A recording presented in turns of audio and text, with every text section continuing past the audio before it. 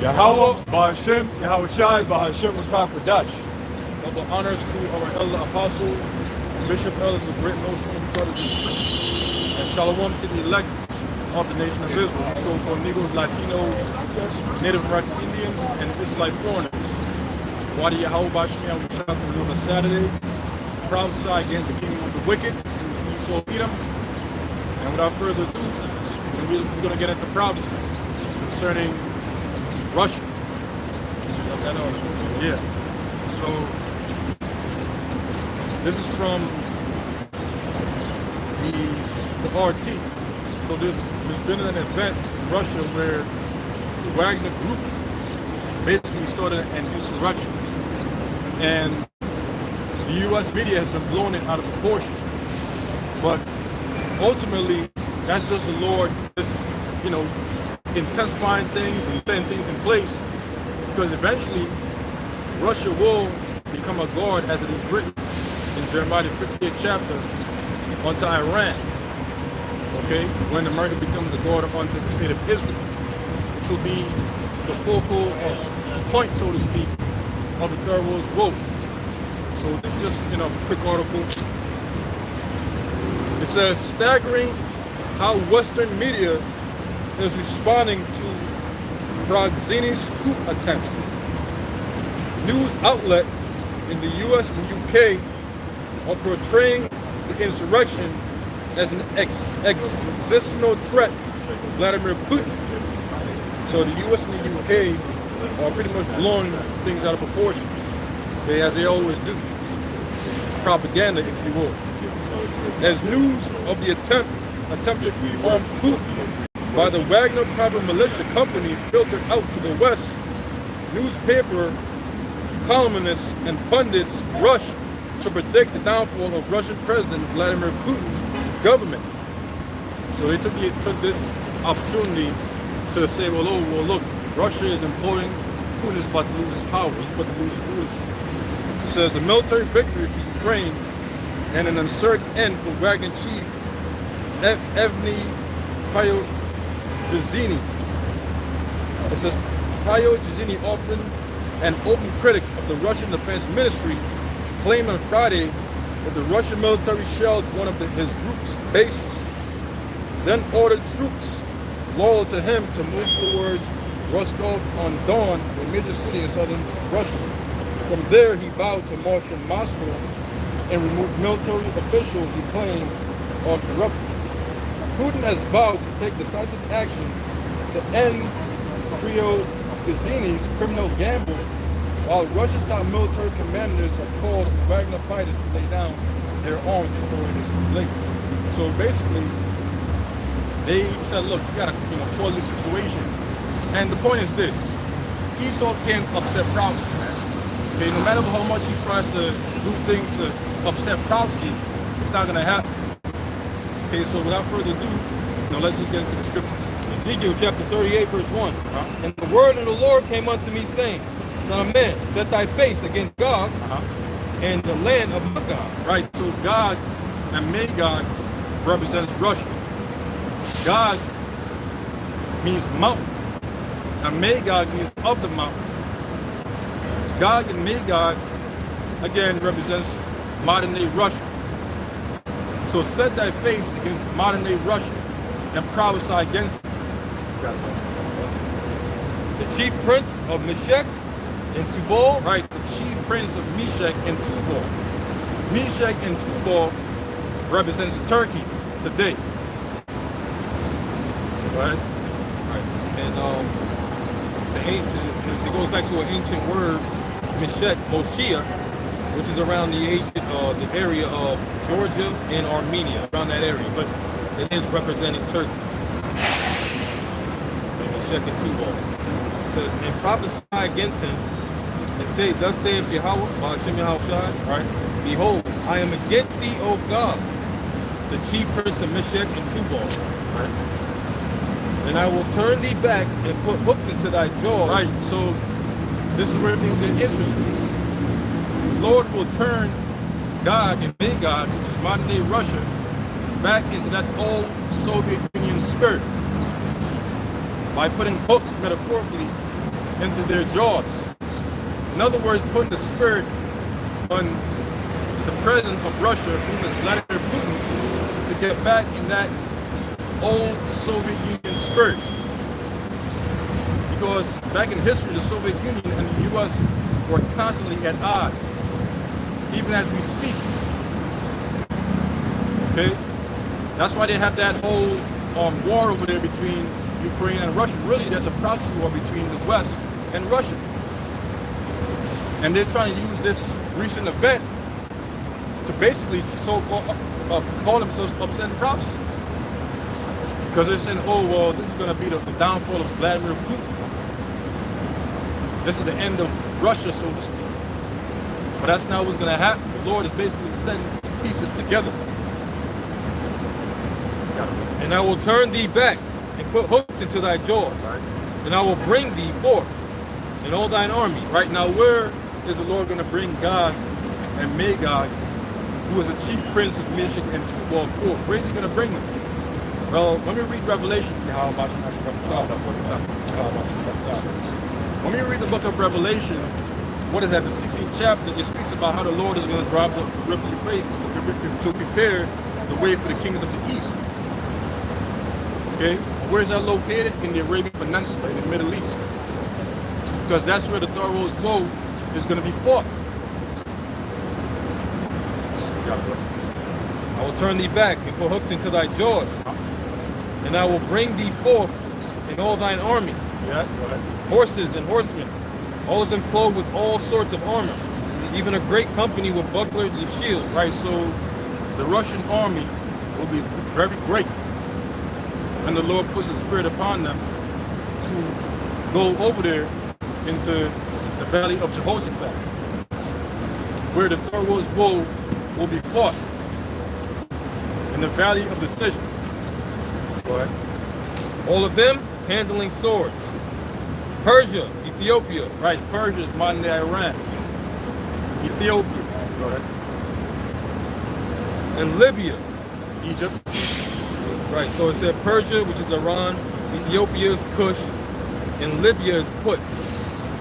The ancient Hamites of Ethiopia and Libya is Cush and Put. Right, so that's in the land of Ham, known as so-called Africa now, which was given by a name of a Hamite by the name of Leo Scipius Africanus. So these are actual nations on the earth. As we speak, they're part of NATO and the EU. They have dealings with America. They have trade set up. They make all kinds of money. Right? These Iranians and these Cushites, these Hamites, they're in league with Esau, the so-called white man. Right? So this is the times that we're in. We're in the times where the Most High is mustering the host in a battle. Persia, Ethiopia, and Libya with them, all of them with shield and helmet. Gomer and all his bands. Now I looked up Gomer. It's in the same area of, you could say Meshach, Tubal. It's a pretty vast area. But they have like sub names to describe certain peoples that dwell in that area. Although it's in the same kind of area, right? Because as we know, over the course of thousands of years, the names of geographical locations change, and that's like part of the mystery of understanding who these people are that the Lord is talking about. Okay, but Gomer they have the ancient name of Cimmerians with a C. All right, that's like Ossetia and North Caucasus, that area, that region. Okay. And all his bands, the house of Torgamah of the north quarters and all his bands, and many people with thee. Be thou prepared, and prepare for thyself, thou and all thy company that are assembled unto thee, and be thou a guard unto them. right? So what are they to prepare for? Again, the Third World War, which is coming quickly.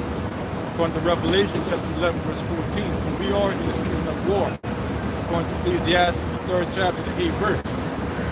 That's why these different nations have been beating their plowshares with swords and their pruning hooks with the spears. That is to say that they've been taking their economic wealth and using them towards the research and development of weapons of mass destruction, primarily ICBM nuclear missiles. Okay? So these nations are preparing for war.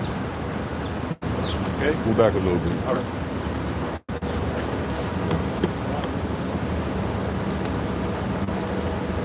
I like it, brother. It's all right.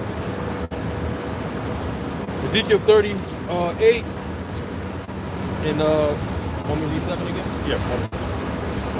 No problem. Ezekiel 38 and 7. Be thou prepared, and prepare for thyself, thou and all thy company that are assembled unto thee, and be thou a guard unto them. All right, be thou a guard unto them. All of Russia's allies, in particular Iran, will be a guard unto them. Got it. And after many days thou shalt be visited in the latter years, thou shalt come into the land that is brought back from the sword, and is gathered out of many people, against the mountains of Israel, which have been always waste. Mountains meaning government. Because you see, the time is going to come when the Lord Yahweh, through His Son Yahweh Shai, will also purge the land of Israel, that entire land, as we speak, with nuclear fire as well.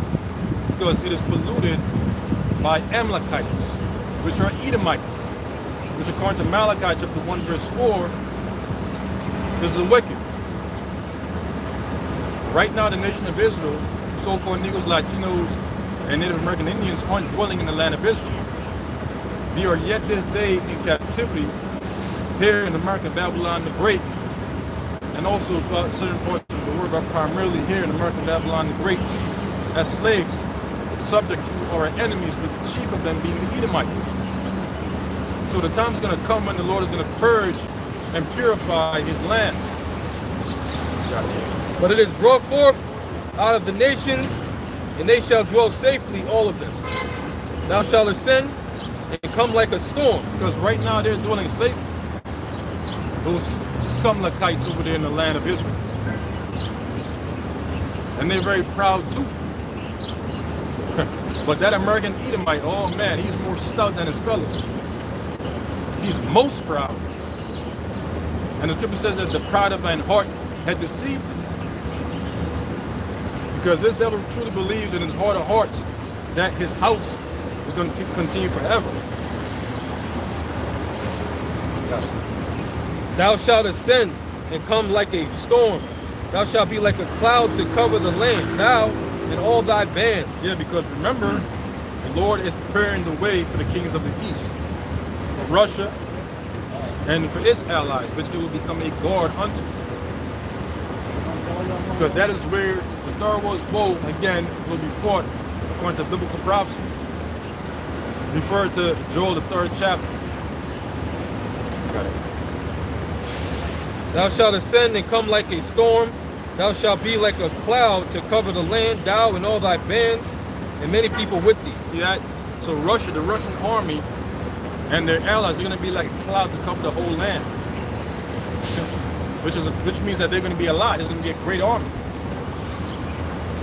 Got it, bro. And it says, and all thy bands and many people with thee, thus saith the Lord power, it shall also come to pass that at the same time shall things come into thy mind, right, and thou shalt think an evil thought. Right. What's going to be that evil thought? To shoot ICBM nuclear missiles upon America, Babylon the Great.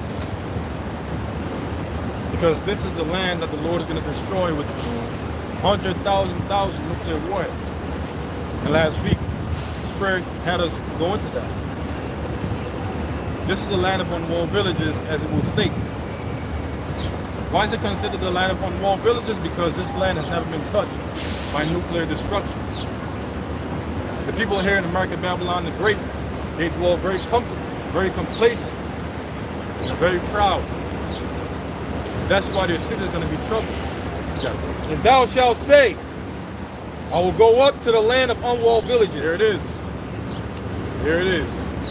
The land of unwalled villages is here in America, Babylon the Great. Why is America called the land of unwalled villages? Again, because this land has never been touched by nuclear destruction, nuclear fire. And the people here dwell very comfortably. Hence the reason why they're proud. Hence the reason why they can go about doing all kind of evil, wickedness. The morality here in America, Babylon the Great, is at all-time lows. It's unprecedented. It's been something that we've never known or seen before throughout many ages. Because this is Babylon the Great. This is a bitter land of disgusting confusion, where everything is pretty much wild and defiled. Got it. Yep. It says, Ezekiel 38 and 11 again. And thou shalt say, I will go up to the land of unwalled villages. I will go to them that are at rest. That see that? Go to them. See? Go to them that are at rest. And who are they that are at rest in the land of unwalled villages? The people. They're the ones that are at rest here in America, Babylon the Great, the land of unwalled villages, indulging themselves in adultery, sodomy, homosexuality, which is sodomy, idolatry, the worshiping of other gods, bestiality, perversity. So the Lord is going to destroy this land because of that, according to biblical prophecy. That dwell safely, all of them dwelling without walls and having neither bars nor gates. Yeah. So there's truly really no defense here in America, Babylon the Great, to deter what's coming. Because remember, in Joel the 2nd chapter, it says none shall break their ranks. Because no nuclear missile defense system over here in America, Babylon the Great, will be able to intercept the weapons of the Lord's indignation, which are those nuclear missiles. It says to take a spoil and to take a prey, to turn thine hand upon the desolate places that are now inhabited, and upon the people that are gathered out of the nations, which have gotten cattle and goods that dwell in the midst of the land. See, because here in America, Babylon the Great is the melting pot. Okay, America, Babylon the Great is a great melting pot where these different nations, kindreds and tongues, the waters written of in Revelation 17 dwell. And they have performed traffic, which means trade, with America, Babylon the Great. That's why the men are going to cry bitterly when they see the destruction of America, according to Revelation, the 18th chapter. Because they're going to see the smoke of her torment ascending up into the heavens. And they're going to cry, they're going to mourn. Because they performed traffic with America, Babylon the Great, and have gotten rich, enriched.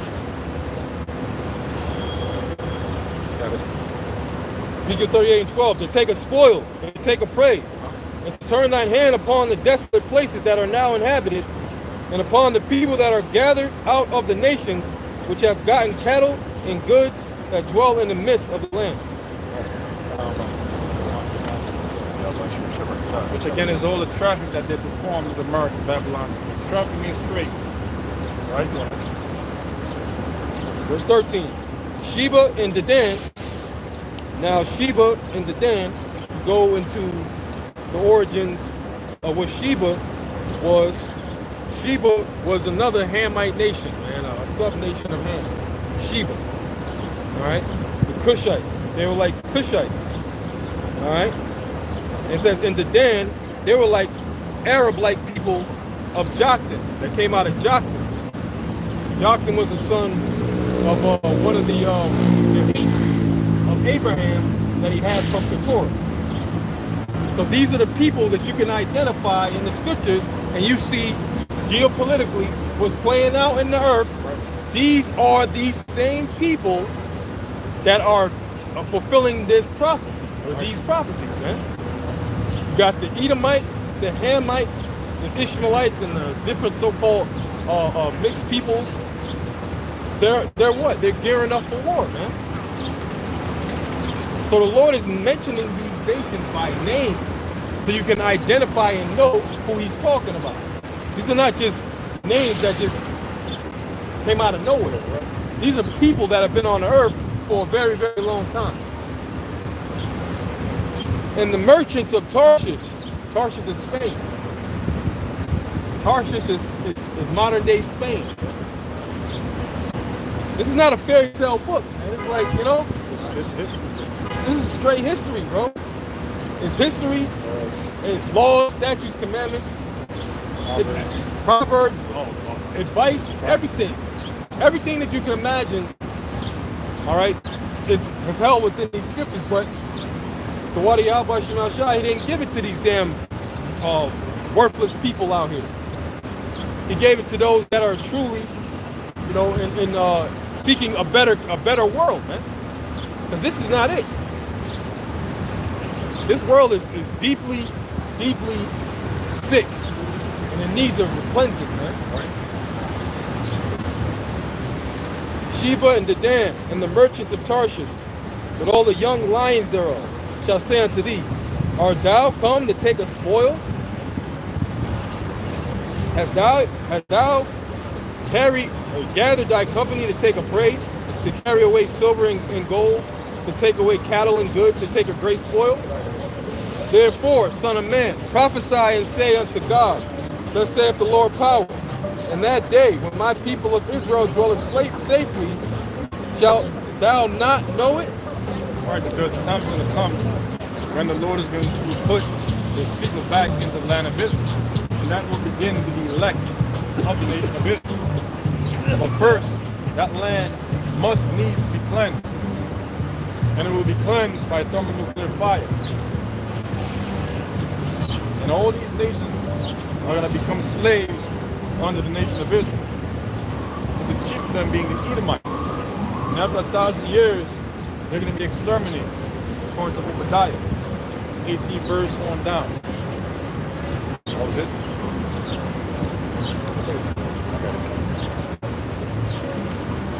Okay, so this is Isaiah chapter 13, verse 1.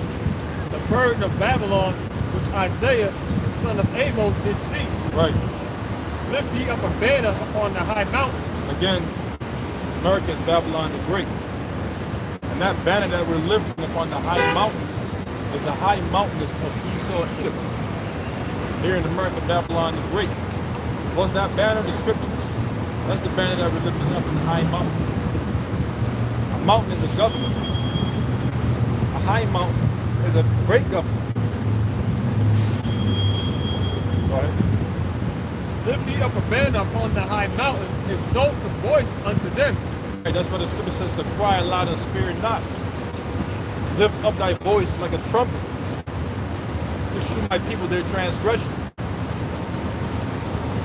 Because in so doing, they'll hear these words. They'll see that spiritual banner, which are these words. And they'll come to it.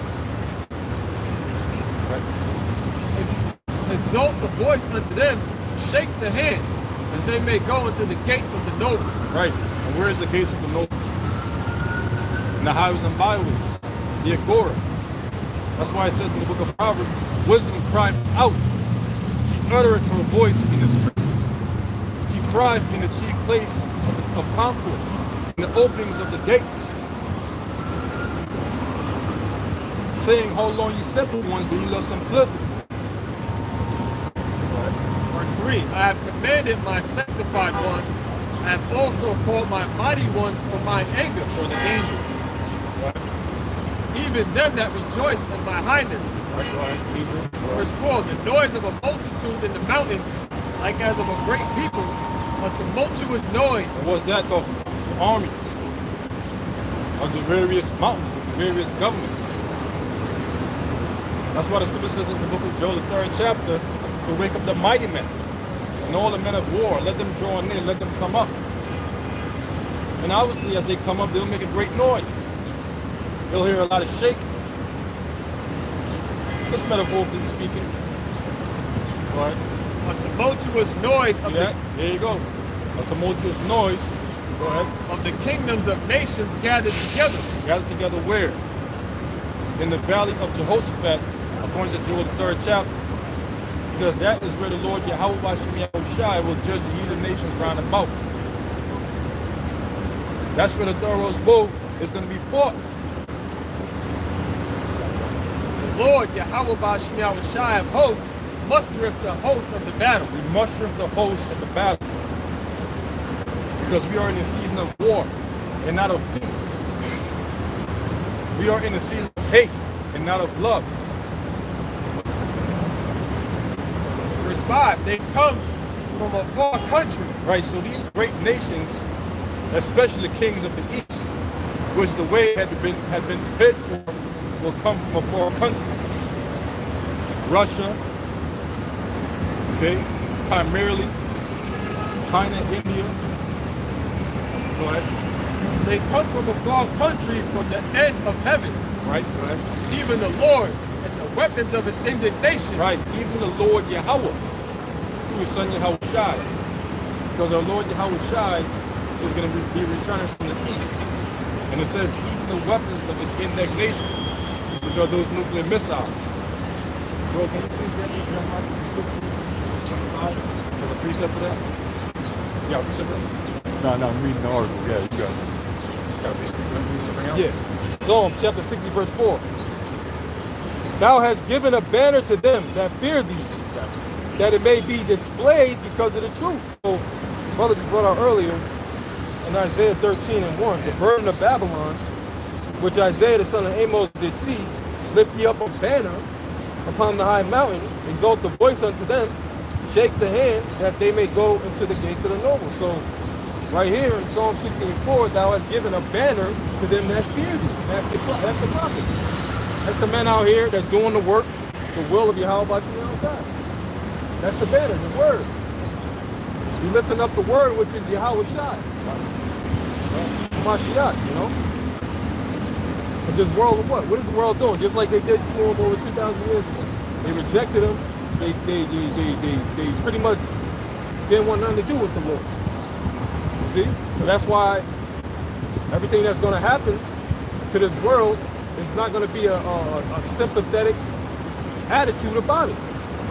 It's going to be, well, that's the judgment of the Lord. Right? Because you people had more than enough chances to stop your fucking shit.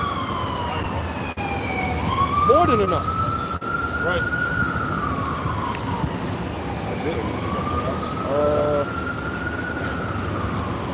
That was it for now, bro. But you know, keep going in prophecy. Isaiah 13:5. They come from a far country, from the end of heaven, even the Lord Yahweh, and the weapons of his indignation to destroy the whole land. Right, so now let's find out what the weapons of his indignation are. Jeremiah 50:25. It says the Lord Yahweh Ba'ashem Yahushai hath opened his armory. Right, an armory is a place where weapons are stored. A modern day armory are just nuclear silos. And the weapon that is stored within them are the nuclear missiles. You got it. And have brought forth the weapons of his indignation. There it is. And that brought forth the weapons of his indignation, which means his righteous anger, which are those nuclear missiles. You got it, bro. For this is the work of the Lord Yahweh Ba'ashem Yahushai of hosts in the land of the Chaldeans. The land of the Chaldeans is here in America, Babylon the Great. The Chaldeans were ancient witches and warlocks, soothsayers of ancient Babylon. And they're back here today in the form of the Edomites.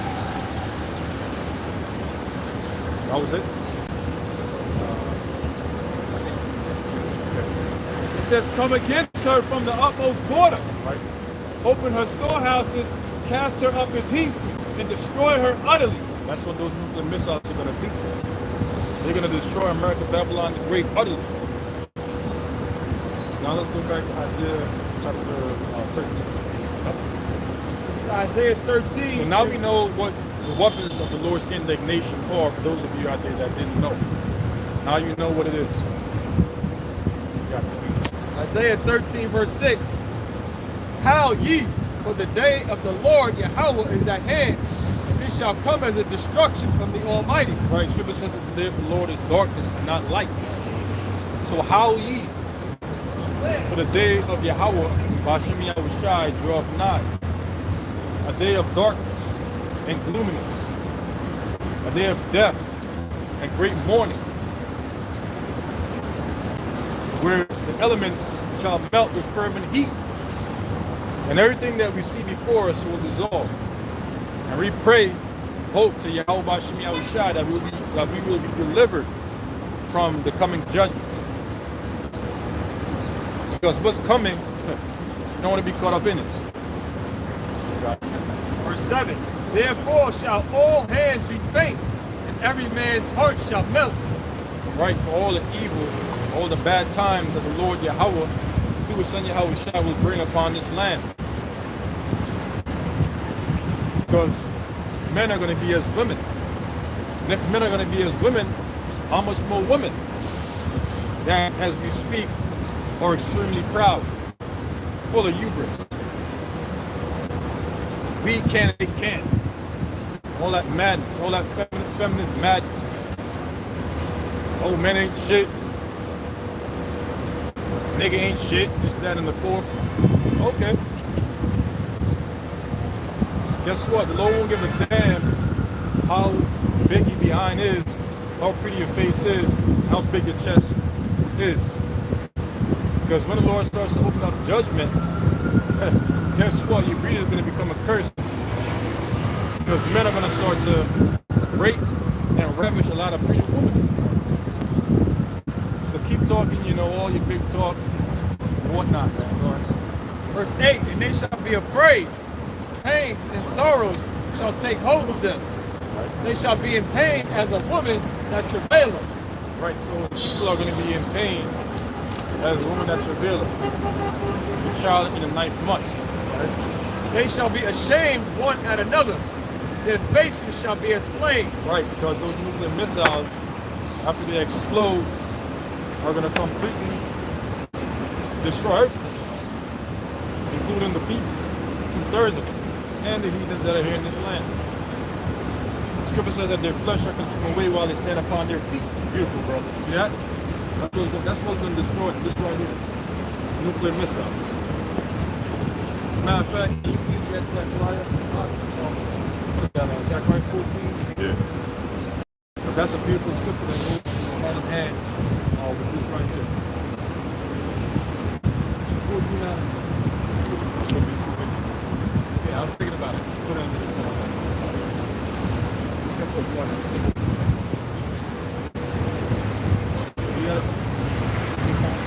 Isaiah 13 and 8. They shall be afraid. Pains and sorrows shall take hold of them. Right. They shall be in pain as a woman that travaileth. Right. They shall be amazed one at another. Their faces shall be as flame. Their faces shall be as flame. Now get that.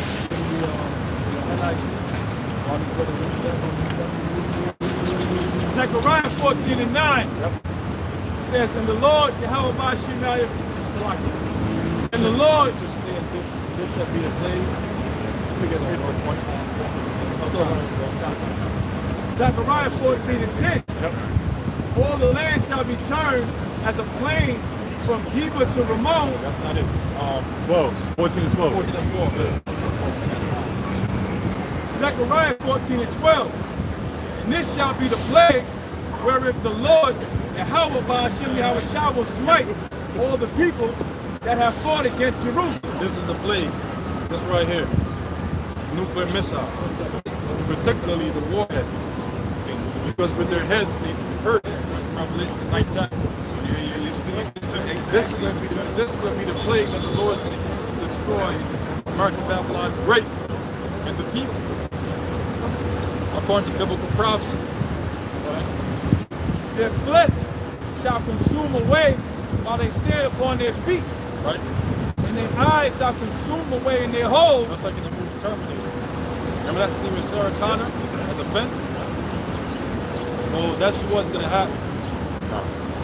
Their literal eyes are going to consume away in their holes.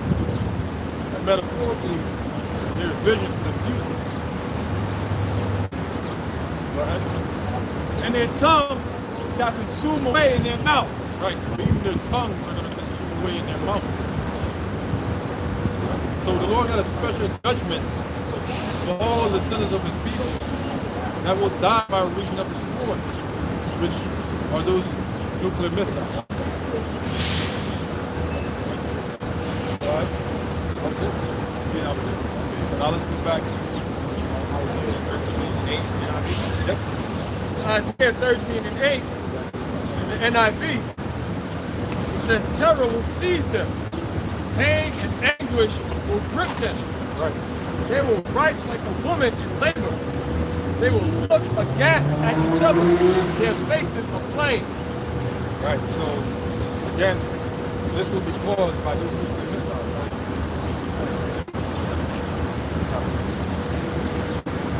You can go back and Isaiah 13 in verse 9.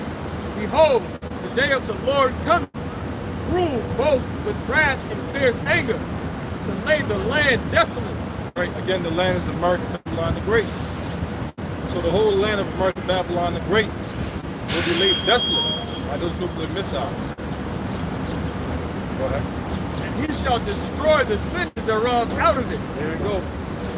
So the Lord is going to destroy the sinners thereof out of it, including 2/3 of his own people, which say that the evil shall not overtake nor prevent them.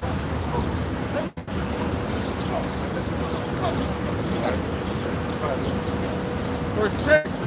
For the stars of heaven and the constellations thereof shall not give their light. Right, because after those nuclear missiles explode, everything is going to be covered. The sun and the moon. And metaphorically, that also represents how the Lord is going to cut off the knowledge and the wisdom from this place. Right? The sun shall be darkened in his going forth, Right? and the moon shall not cause her light to shine.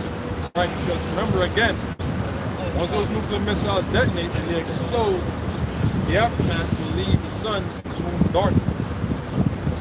The atmosphere is going to be completely dark. And again, metaphorically, it represents how the Lord is going to also cut off both knowledge and wisdom from out of the land. So you got to read it, right? Yeah.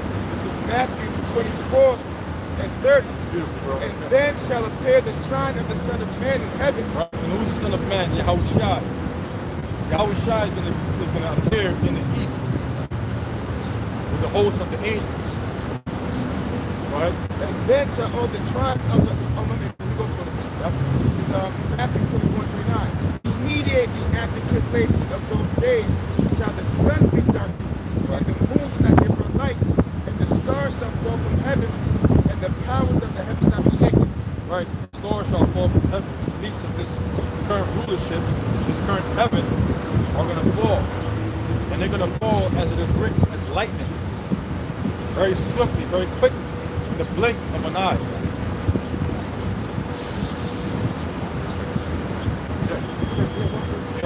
Twofold, because Yahweh Shai is going to be coming in the midst with all the angels in the midst of those missiles. Right. So that's why the sun's going to be darkening, the moon's not going to get the light, because you're going to have the army of the Lord, two armies. That's why the Lord of Sabaoth, because you're going to have the missiles, the army missiles, 200,000, and the little multitude of angels that's going to be coming with Yahweh Shai. So that's why everything's going to be coming. It reads, it says, and then shall appear the sign of the Son of Man in heaven, and then shall all the tribes of the earth mourn. And they shall see the Son of Man coming in the clouds of heaven with power and great glory. And the clouds of heaven is not actually talking about clouds. Because when you go into the words, it's actually talking about a vehicle, man. These are the secrets and the metaphors that the Lord uses that you people don't understand. Because years ago when the apostles was talking about UFOs, people thought that we were crazy.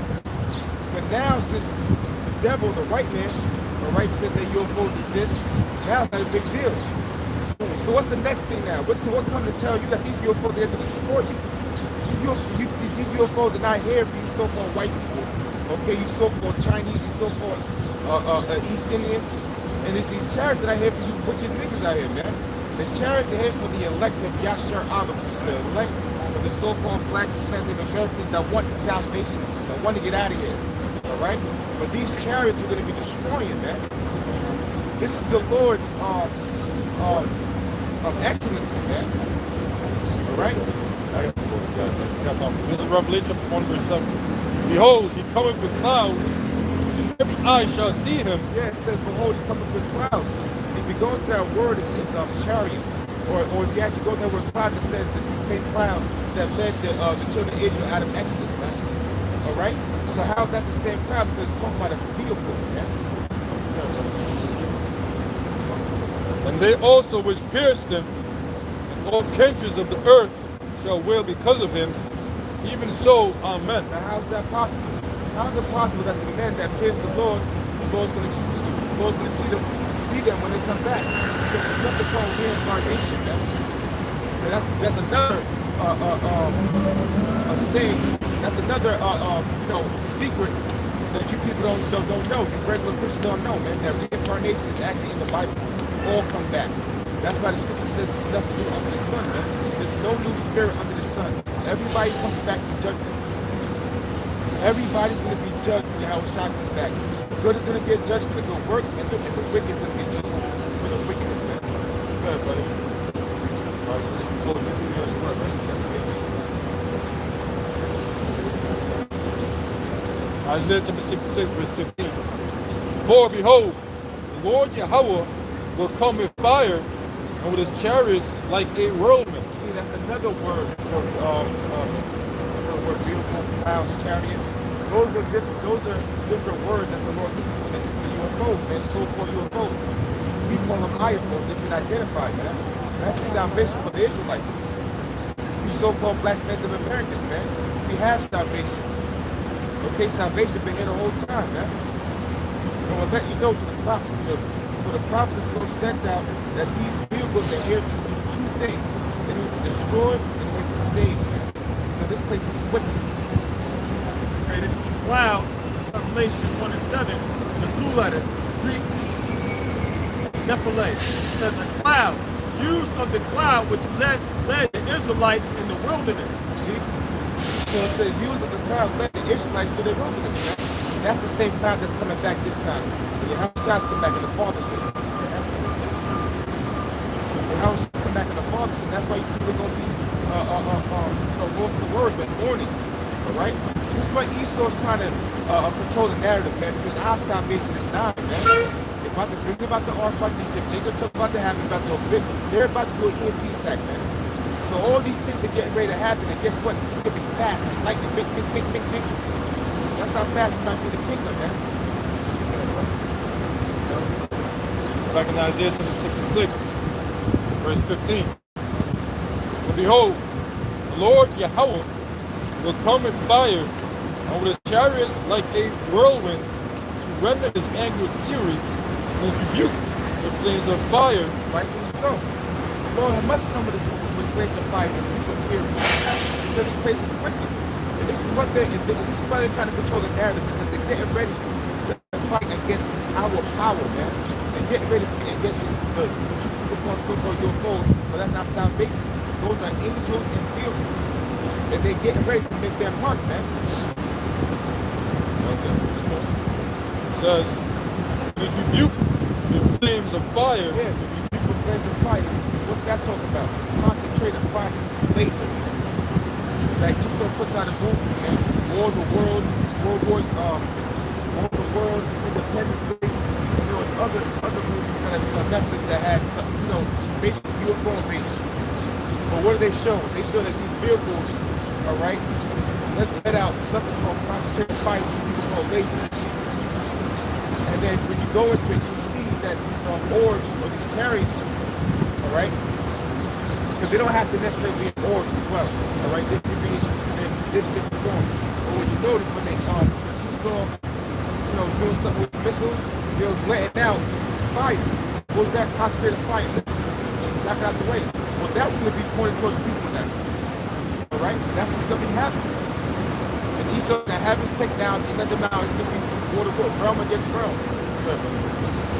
but by fire and by his sword will the Lord Yahweh plead with all flesh, and the slaying of the Lord Yahweh shall be many. Yeah, because there's going to be more destruction than salvation. There's going to be more death, more people dying, all right, than people keep being saved. And that's how it's going to go down. And this is the narrative that, and this is why these people going to pay. They're going to pay for the lies that have been spreading upon the whole world, man. I'm talking about the so-called white people, the Edomites. Really, you elites. Because these regular Edomites here don't know what's going on, man. We'll talk about you 1% elites that watches our videos, all right? That watch the apostles, okay? Watch the true prophets. The Lord's gonna fuck you up, man. I'm sorry, man. The Lord's getting ready to tear your ass apart. Okay? So God will do your destruction or whatever, your new order for a little bit. All right, but the Lord got their elects back, man. They're not worried about that. All right?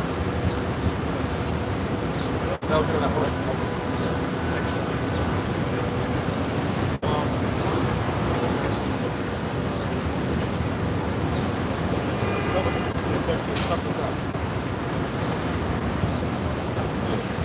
Second Ezra 13, it says, and it says, and it came to pass after 7 days, I dreamed a dream by night, and lo, there arose a wind from the sea. Okay, because what happened was this game to the description of it.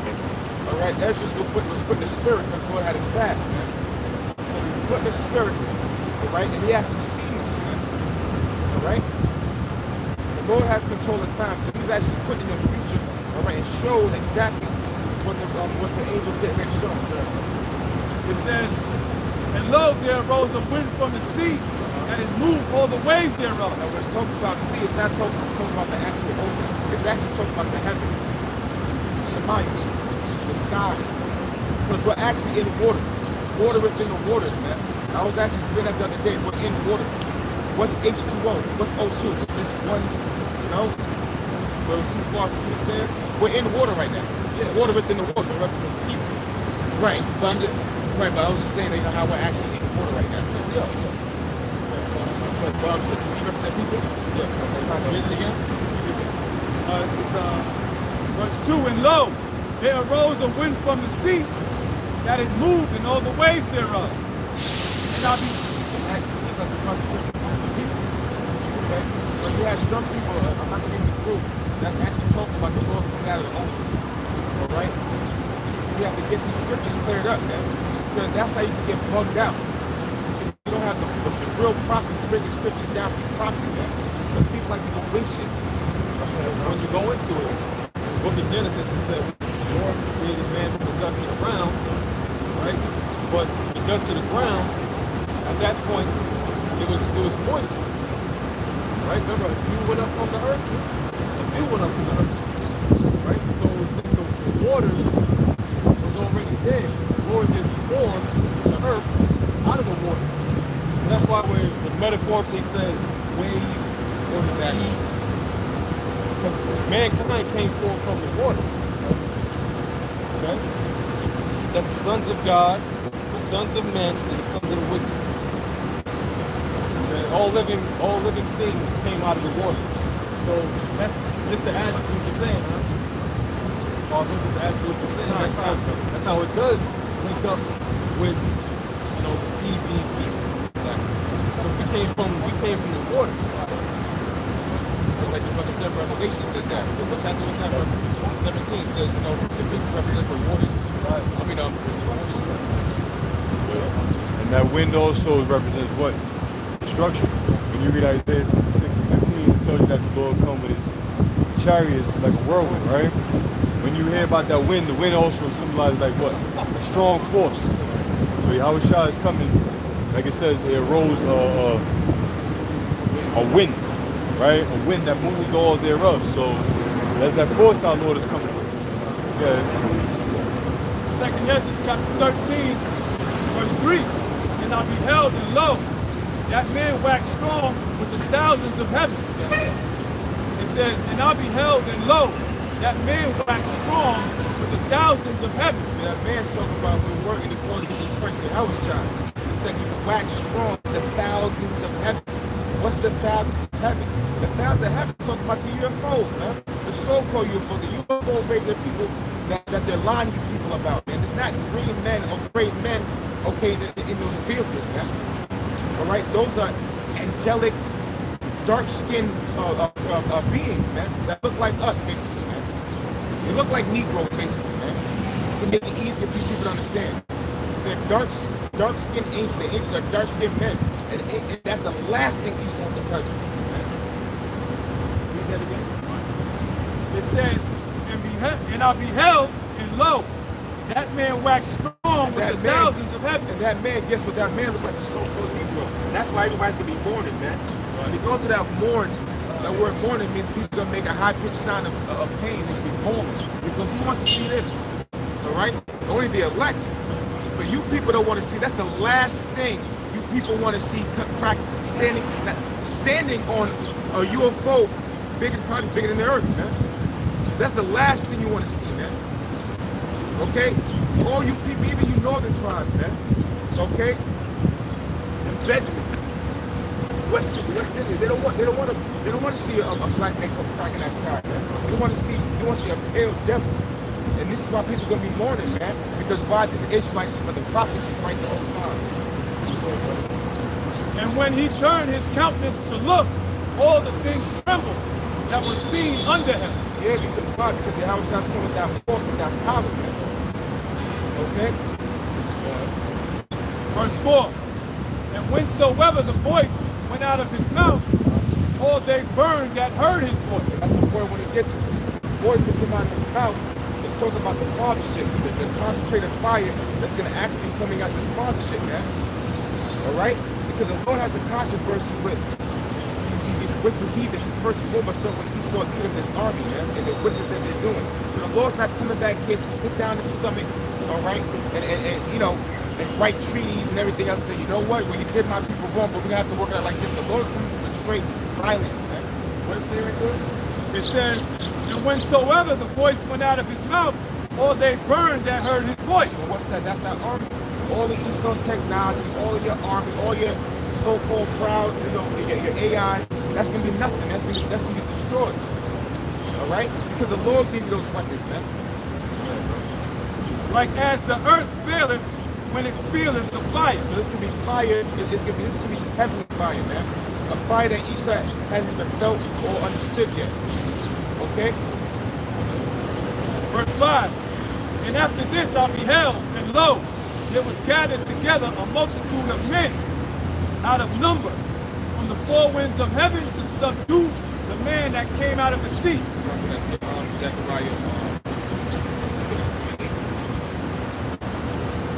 Yeah, that part proves the beginning point also about the waves and the Shemayim, you know, and all of that, like the brother also said, the people. But we'll read that last part again, Brother Shah. It says, because this is what was it, GOCC took and said that the Lord is coming from the ocean. He ain't coming from the ocean. All right, learn your Hebrew, man. All right, like the brother brought out too. This is a level of water that we're breathing in, and then you have the actual oceanic water, like H2O, and then in the outer atmosphere, because of the ozone layer or the firmament that's dividing the waters from the water, it's a more denser water out there. We can't breathe that type of water, but we can breathe this type of water, and then you got the actual sea creatures that can breathe that water. You know what I'm saying? And that's how the Lord set it up. So we all breathe, even when you go into like a hot bathroom and it's steamy, that you breathing in water. That's all water vapor. So we breathing in a form of water vapor. So the Lord, when it says that he's coming, read it one more time. and after this I beheld, and lo, there was gathered together a multitude of men out of number from the four winds of heaven to subdue the man that came out of the sea. Zephaniah chapter 3 verse 8. Therefore wait ye upon me, saith the Lord Yahweh, until the day that I rise up to the prey for my determination and gather the nations, that I may assemble the kingdoms to pour upon them my indignation. Even all my fierce anger, all the earth shall be devoured with fire my jealousy. That's the concentrated fire that Lord talks about in the second and 13th chapter. See, everything fits. And so at the end of the day, the Lord's going to destroy this place, man. That's the Lord's plan. The Lord's plan the whole time was to gather Esau, and all these leaders, all your armies, all your technology. Because why? You guys got pride. So y'all gonna let loose on each other in the east. The Lord gonna have all your brand new technology let loose on you, and guess what? Your Howard Shah's gonna crack the sky, destroy you all in seconds. This is verse 6. But I beheld, and lo, he had graved himself a great mountain and flew upon it. That great mountain we're talking about what you people call UFO, but it's a gigantic chariot, a gigantic UFO, man. All right? But I would have seen the region, a place whereout the hill was graven, and I could not. And that's how long this chariot's gonna be. Something like Independence Day, but on a greater scale. All right? This chariot's gonna be so huge, you're not gonna know where it came from. All right? That's how huge this chariot's gonna be, man. And Esau's gonna have no control over that. That's why he's trying to write his narrative now. He's trying to pitch himself to be the hero. And that's gonna be our salvation, man. Salvation for the Israelites, the so-called blacks, the Spanish, the Native Americans, those that don't take the seat in. All right? And after this I beheld, and lo, all they which were gathered together to subdue him. Which is talking about what the military, the armies of the earth, that's gonna come against our Lord. All right? It says, and they which were together to gather, Salakia, and they which were gathered together to subdue him were sore afraid. Yeah, they're gonna be so afraid. Because the Lord said what? What Isaiah 47 real quick? Isaiah 47. Verse 3. Thy nakedness shall be uncovered, yea, thy shame shall be seen. I will take vengeance, and I will not meet thee as a man. That's why they're gonna be so afraid. Because Yahweh Shah's come back to take vengeance. Also, Job said that he could be travailing like a woman, man. Travail like a lion, like a woman. That type of fierce form of power that said, I'm not gonna beat you as a man. Of course you're gonna be afraid, man. All right? But the Lord, see, said the Lord does it. The Lord's gonna have to put a spirit on them to come fight them, man.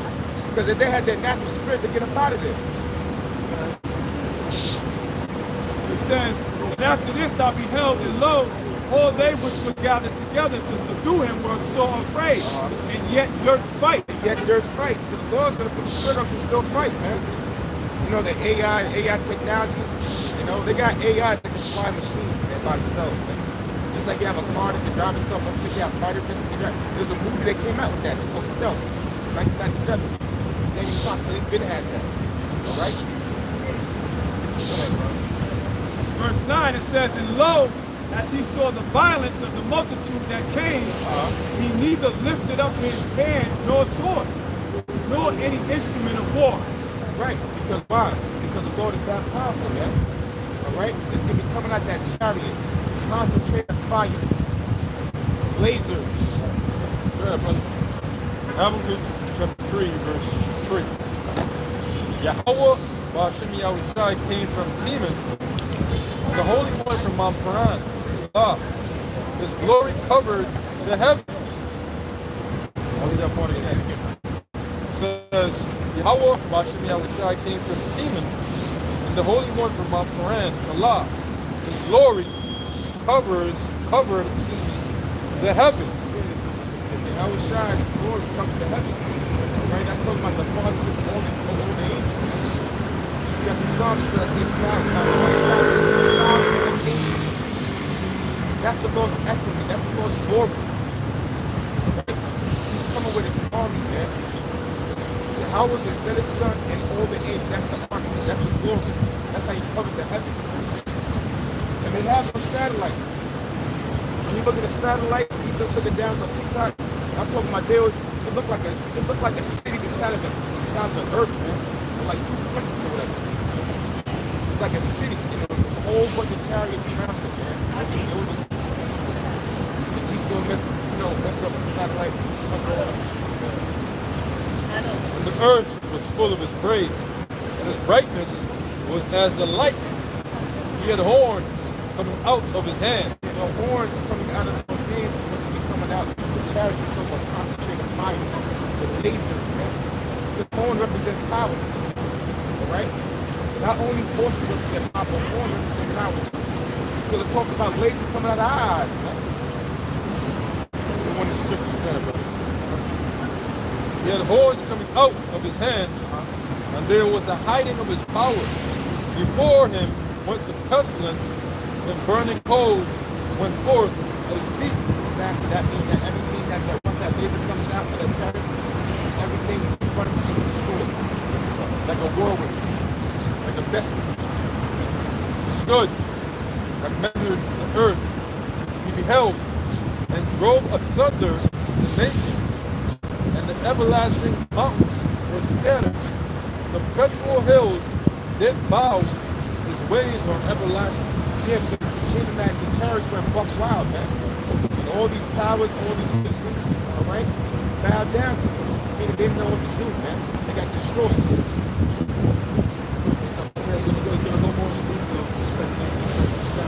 So that's that, you know, the perfect thing. That's the second and third chapter. Ezra 13 and 10. When only I saw that he sent out of his mouth as it had been a blast of fire, and out of his lips a flaming breath, and out of his tongue he cast out sparks and tempest. So it's not actually talking about a tongue, it's not actually talking about a lip, it's not actually talking about his hand. It's talking about the vehicle that the Lord's going to be in, and it's that concentrated fire is going to be coming out of that ship. That's what's going to be coming out of these chariots or lasers. And just like we showed you, it's all throughout the scripture. So the UFO thing is not something new, man. Alright? That's part of our heritage.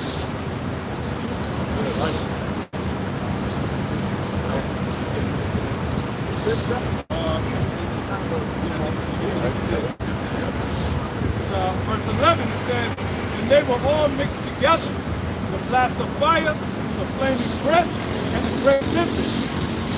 Fell with the violence upon the multitude, which was prepared to fight. Think about that for a second, man. Think about that scene. Because we're not just reading this thing with bigger than dabs, we're thinking these things, man. So this is really and truly going to happen. Alright? All the armies of the earth are going to be destroyed by one blast. So how big is that blast? That ship that's how it's not to be standing on, man. Alright?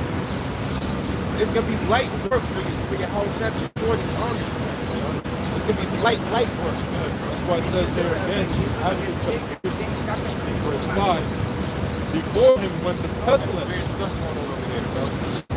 Before him went the pestilence, and burning coals went forth at his feet. He stood and measured the earth, held and drove asunder the nations, and the everlasting mountains were scattered. The perpetual hills did bow, his ways are everlasting. It says his ways or ways. He says his ways are everlasting. Yeah. So those chariots are coming to destroy, man. Right? These chariots are coming to destroy nations. These are armies, man. That's what they're coming to do. That's the chariot scripture right there. Right. Yeah, it says the mountains, right? It says mountains and hills besides that, bro. Yeah. Read that again. Because Esau is the greatest, this government is the greatest mountain that's standing, bro. Actually, this is, hey, no other kingdom was ever compared to the golden cup in the Lord's hand, besides Babylon the Great. Even though Nebuchadnezzar's kingdom was like the head of gold statue, and that really did a good ass whooping to the southern kingdom, right? But no kingdom was actually the golden cup, that precious cup in the Lord's hand. So that precious cup, which is ran by the Edomites, you got the NATO, the EU, the beast, right? These conglomerates, Edomites, are all gonna bow down to Yahweh Shah, bro. They gonna bow down. They gonna bow down to Yahweh Shah. They gonna bow down to the angels, and then the smaller ones, because it said the hill. Yeah, read it again, right? And bro, and guess what? They gonna bow down to Yahweh Shah. Who the hell was they gonna bow down to? The elect. Lord willing us, bro. We gonna have our foot on their neck, man. So it starts with our Lord. The Lord is coming back for some serious business. Yeah, bro. Right. Habakkuk chapter 2, verse 6. He stood and measured the earth. Right. He beheld and drove asunder the nations. Right. And the everlasting mountains was scattered. Right, and everlasting don't mean forever, never, and never, and ever. Because the nations are going to be here, but Esau is going to be the only mountain or government or nation, I should say, rather, that's going to be totally obliterated. All right, after 1,000 years of hardcore bondage.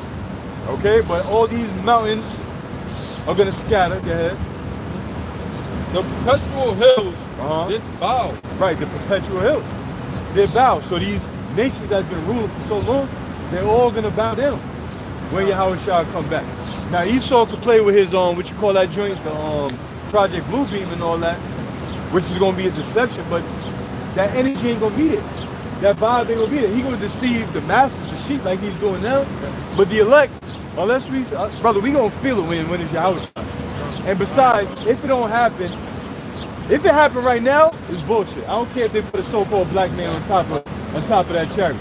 If it happens right now, tomorrow, it's bullshit because the MOTB haven't been made mandatory. Famine, Jacob's trouble. So a lot of things didn't happen yet to the point where Yahweh Shah gonna crack the cloud. But when we start to see these, that's why I say measure the time diligently so that you don't be deceived. You know? But now they come with Caesar with a cloud, because more than likely he's going to try to come with Jesus, so-called Jesus, sitting on a cloud, you know, a nice fluffy cloud, and you know, with his hands out, you know, and just hovering and shit. He gonna deceive the masses. You know? Might have a message talking about obey the government. You know? Listen to what the government is telling you. It's in your best interest. I'm just saying, we're not ignorant of slaves devices, bro. 2 Corinthians 2:11. And brothers be speculating and bringing up certain things that the devil may or may not do. And Esau behind the scenes like, damn. You know? Now, how the fuck you know I want to do that? Because the Lord, Amos 3:7, he revealed his secret to the servant of the prophet. So we don't got our own mind. We got a mind of Yahweh Shem Yahweh Shah. Even though his thoughts is higher than our thoughts, he gave us little tiny pieces of his understanding and wisdom so that we can navigate through these times. Okay? It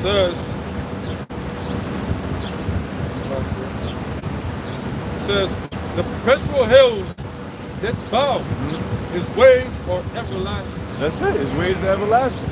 And what's the strongest one out of them all? The truth. So that's going to last forever. You got it back, bro. Wherever you at. Yup. Yeah, bro. Finish that on. This is 2nd Ezra chapter 13 and 11. And they were all mixed together, the blast of fire, the flaming breath, and the great tempest. Yeah, that's that constant of fire. Like you say, like the visualize to me. Want to speak? I like to see. I can see it. Right. You know what I'm saying? You visualize things, man. Oh. Yeah, another name for prophet seers. You know? You see these things. Hold on, one more thing, bro. Hey, it said that all eyes gonna see when you come in that chariot, right? And you made an excellent point. Because if the chariot is gonna be that huge, right, like Ezra said, that big, then that means that blast of fire is gonna be big too. So it could literally come down in the whole entire. But then the smaller chariots, obviously his angels, don't get affected by it because they are his instruments, you know. So a big blast of fire. I mean, this chariot, bro, that beam itself could be a radius of a couple states or states.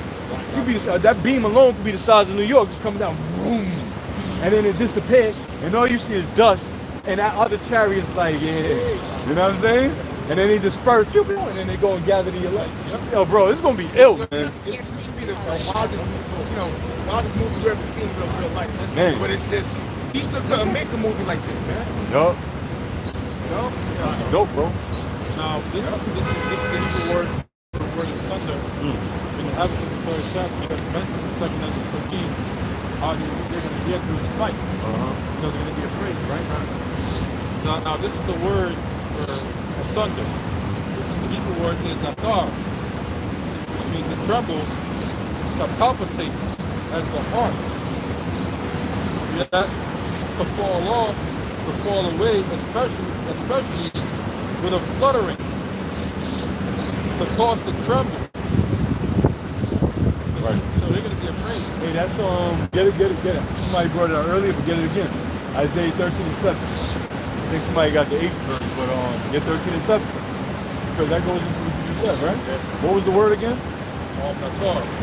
To tremble. To tremble, to palpitate as of the heart. Right. To tremble, to cause to tremble, to fall away, especially with a fluttering heart. Hey, because get the precept, bro. Because you read it too, also, bro. But they durst fight, right? They durst fight. Ride with it. Yo, bro, look at ancient Egypt, man. With them Egyptians chasing after with their chariots. You think they weren't afraid of the chariot? But the scripture said that the Lord hardened Pharaoh's heart. So them Egyptian soldiers, they had to take orders. And then these military, they gonna have to take orders. Esau is designed to take orders. So he's gonna have to take orders, and the Lord is gonna make them put in their spirit to still fight. Because that also showed the pride of their heart. Like, who in their right mind gonna fight against the chariot? Try to, with their little spacecraft. Yo, bro, as fast as them jets can go, bro, that chariot would circle around your ass 20,000 times, bro. And get you dizzy, and it just stop. You going fast, and it's just looking at you, and going backwards while you going forward. Man, listen, bro. Angles that you can't, because we have to slow down the angles. The chariot don't have to do that. They defy the law of gravity and all that, bro. So they still gonna fight, but read that Isaiah 13, bro. Isaiah 13, verse 7. Yeah. Therefore shall all hands be faint. Right, like what the brother went into, faint or tremble. When you faint-hearted, your heart is trembling. You're scared, you're afraid. So men's heart shall faint, meaning their mind. All right, their mind is gonna be unstable and not at ease, but yeah. Therefore shall all hands be faint, right. And every man's heart shall melt. And every man's heart shall melt. All right, every man's heart shall melt when they see the Lord, which is the so-called black man, come back to reign and rule on this planet Earth. Okay? And matter of fact, Wisdom of Solomon 5. Somebody got to get that. Especially when they see what he's coming with. Like, hey man, listen. Y'all fell for the okie doke, bro.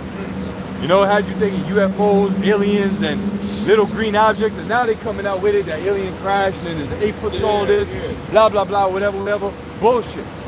All right, the last thing they want you to see is the opposing forces. We telling you who in the UFOs, and they telling you who in their UFOs. So that's what it's about. Good is set against evil, right?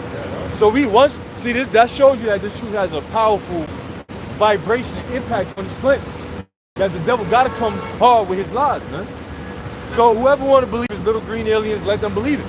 Because they're going to be the ones that's going to get blindsided and caught off guard, especially by the element of surprise when this shit go down. Okay, now, we see chariots right now, bro. We don't get faint-hearted.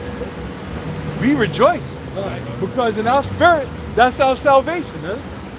In our spirit, we know that that's what's going to beam us up, man. But these people get scared because they don't know.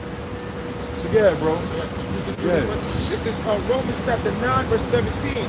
For the scripture said unto Pharaoh, even for this same purpose have I raised thee up, right? That I might shew my power in thee, and that my name might be declared throughout all the earth. Right, now Pharaoh was made great, king of Egypt, and his army, his riches, and so on and so forth, his power, just so that the Lord can deliver what the world will call slaves from the clutches of these top people. So how much more now? Bro, we at the basis, bro. We at the absolute bottom of society. How magnificent it's going to be when the prince of the universe, the king of the universe, deliver these so-called slaves, enslaved people, from the hand of the man that rules the earth. How magnificent is that going to be? That's how much the Lord is going to show his power by raising us up. That's why it's going to be no more said that the children of Israel that the Lord lived that brought the children of Israel from the land of Egypt, but from the land of the north. Yeah, this is how you get it. Stay in Romans 19 because it actually goes into hardening Pharaoh's heart. So it's going to be a great deliverance, man. And before that happens, of course, a process of a few prophecies must come to pass. And that's why we are constantly blowing the trumpet, warning the people, letting you know what exactly these prophecies are. Like pay as you go. All right, good point. When you tap for, the bus just passed by and says pay as you go, and there's a phone on the scanner. That's what this world's heading. Cashless society, exactly. July 1st, Where's July? July 4th, what is it, 1776? You know, the birth of the Illuminati. What a perfect month to bring this out. You know? What a perfect month to have this CBDC go live. And 4th of July is a big ass holiday. Everybody gonna be celebrating that. You know? While they worrying about 5 Edomites that allegedly got imploded and some submarine and all that bullshit. You know, perfect distraction. Perfect smoke screen. You know? As a matter of fact, Lord was in the spirit. I was actually going into certain articles on exactly what I'm saying. So Lord, I'm gonna go into a couple of that. But read on. How happened in 1912? Well, yeah, I did that last night. Yeah. Yeah. But like you said, nothing under the sun. You know, new under the sun. Like, that can't be just a coincidence, bro. No, it's not. Not at We all. already know. Not at all. Huh? Yeah. You know, and then one was called Titanic, the other one's called Titan. Which Titan is the word Titan, I believe it means like some grade, you can look it up, some grade of stature or something along those lines. You know, highly esteemed or something. You got it? The word Titan? Yeah, just look it up real quick. Verification's sake. Yeah, because you got Titan and Titan Inc. or Titan. Same shit. It says a person or thing of very great strength, intellect, or importance. Well, there you go. You know, America's a Titanic. America's a sinking ship. You know, like I had a dream through the spirit not too long ago. I did a video on it too, but like, you know, it was a ship that was sinking and people was at the top of it, and it was sinking in 3 phases. You know, like 3 different levels. The first level was really damn near submerged underwater, and then when I was in the dream, it was like in between the second part of the ship sinking. So it's gonna be another crisis, bro. And then the final shit is gonna be the destruction when this shit is totally sunk. You know, America, the Titans, the Titanic. The Titanic just symbolizes America, man. You know, and the elites, they want the place to fold and crumble so they can totally have control over it. But yeah, what you got? About the Titan. I have put the little people into it, and there was a book that was published in 1898 Right. about a Titan sinking, and then it got republished in 1912 called The Wreck of the Titan. Look at that, bro. Look at that. Matter of fact, you say that one more time, brother. Check it out real quick. This is what the book yeah. looks like. Let me show the camera. This book got republished in 1912. In 1912, it tells you the month? It didn't say the month. All right. Well, you know what? It's still 1912. That's what it says. But the original book was called Utility, and it was published first in 1898. 1898. And then it got republished in 1912 as The Wreck of the Titan. Look at that, look at that. Look at that. And it shows like hell yeah. Hey, bro, listen. And I'm totally, I ain't going back on this, but anytime the media get the masses' attention, then it's bullshit. I don't give a fuck. Nothing changed my mind on that. Everybody and their mama talking about that shit. So anyway, it's like another psyop, psychological operation. How do you play on somebody's psyche? By attacking their emotions.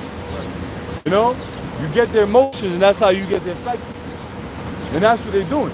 Oh my God, they went to, and then who was talking? Oh, the brother was playing some things in the vehicle, right? The brother was playing some, Zakar Priest was playing some joints on the videos. And they was talking about how something along the lines going down there and people discovering that there's no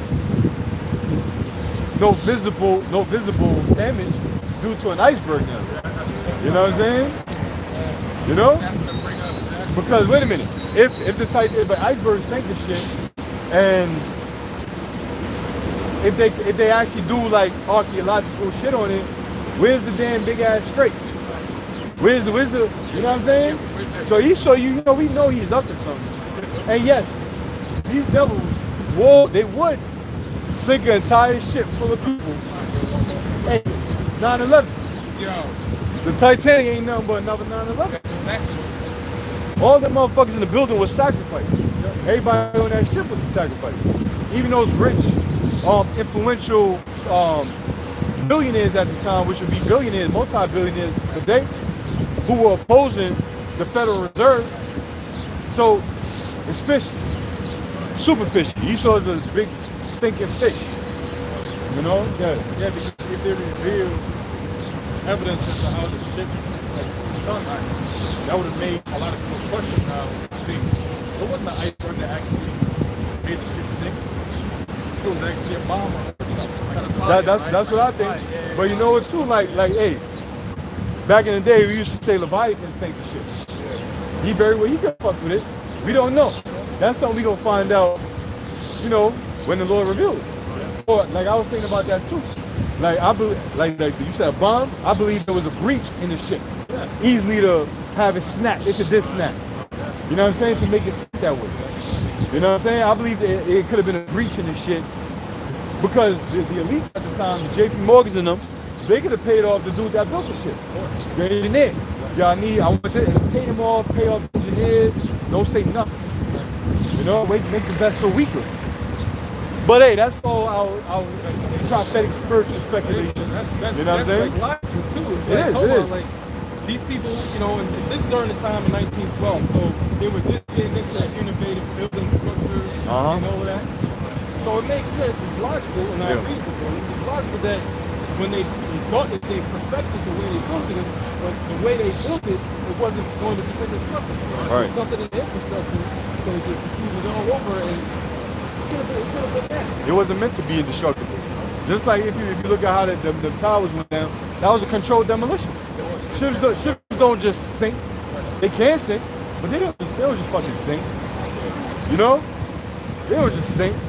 An iceberg is big, it's huge or whatever, and it could damage a fucking ship. But to snap it in half, you know? Alright man, same to you, bro. Yup. Alright, so whoever was reading, go ahead. Nah, you can drop that. And yeah. Now I'm gonna go into the Fed now shit because that's right around the corner. What will you read? Yeah. So yeah, in that order. Brother, get it. Romans 9 and 19, it says, "Thou would say then," let me read up a little bit. "Therefore, he had mercy on whom he had mercy, and whom will he harden it? Right. Thou would say then unto me, Why doest thou yet find fault? For who hath resisted his will? Nay, what, O man, art thou that replies against the Most High? Right. Shall the thing formed say to him that formed it, Why hast thou made me thus? Right. Have not the potter over the clay of the same lump to make one vessel unto honor and another unto dishonor? Absolutely. Same clay, different purpose. I need a toilet and I need nice fancy plates. You sit on a toilet, you keep your plates, right? That's what you eat off. And that's where you dispose of what you ate off of in the dead toilet. You know? So that's Esau. Esau's a toilet with a plate. Yeah? It says, 22, What if the Most High, willing to show his wrath and to make his power known, endured with much long suffering the vessels of fitted for destruction? Which is the wicked. Starting with Esau and Edom. See, so all the wickedness that we see, as much as it irks our spirit, the Lord is being long suffering for that in order to show his power. And his power is gonna be devastating. So who the hell are we? Like you know, we want to do this. We can't do shit right now. And it ain't time to win. The anger that we think we got is a damn joke in the sight of what the Lord got going, man. You know, the Lord is like, hey, you think you mad, bro?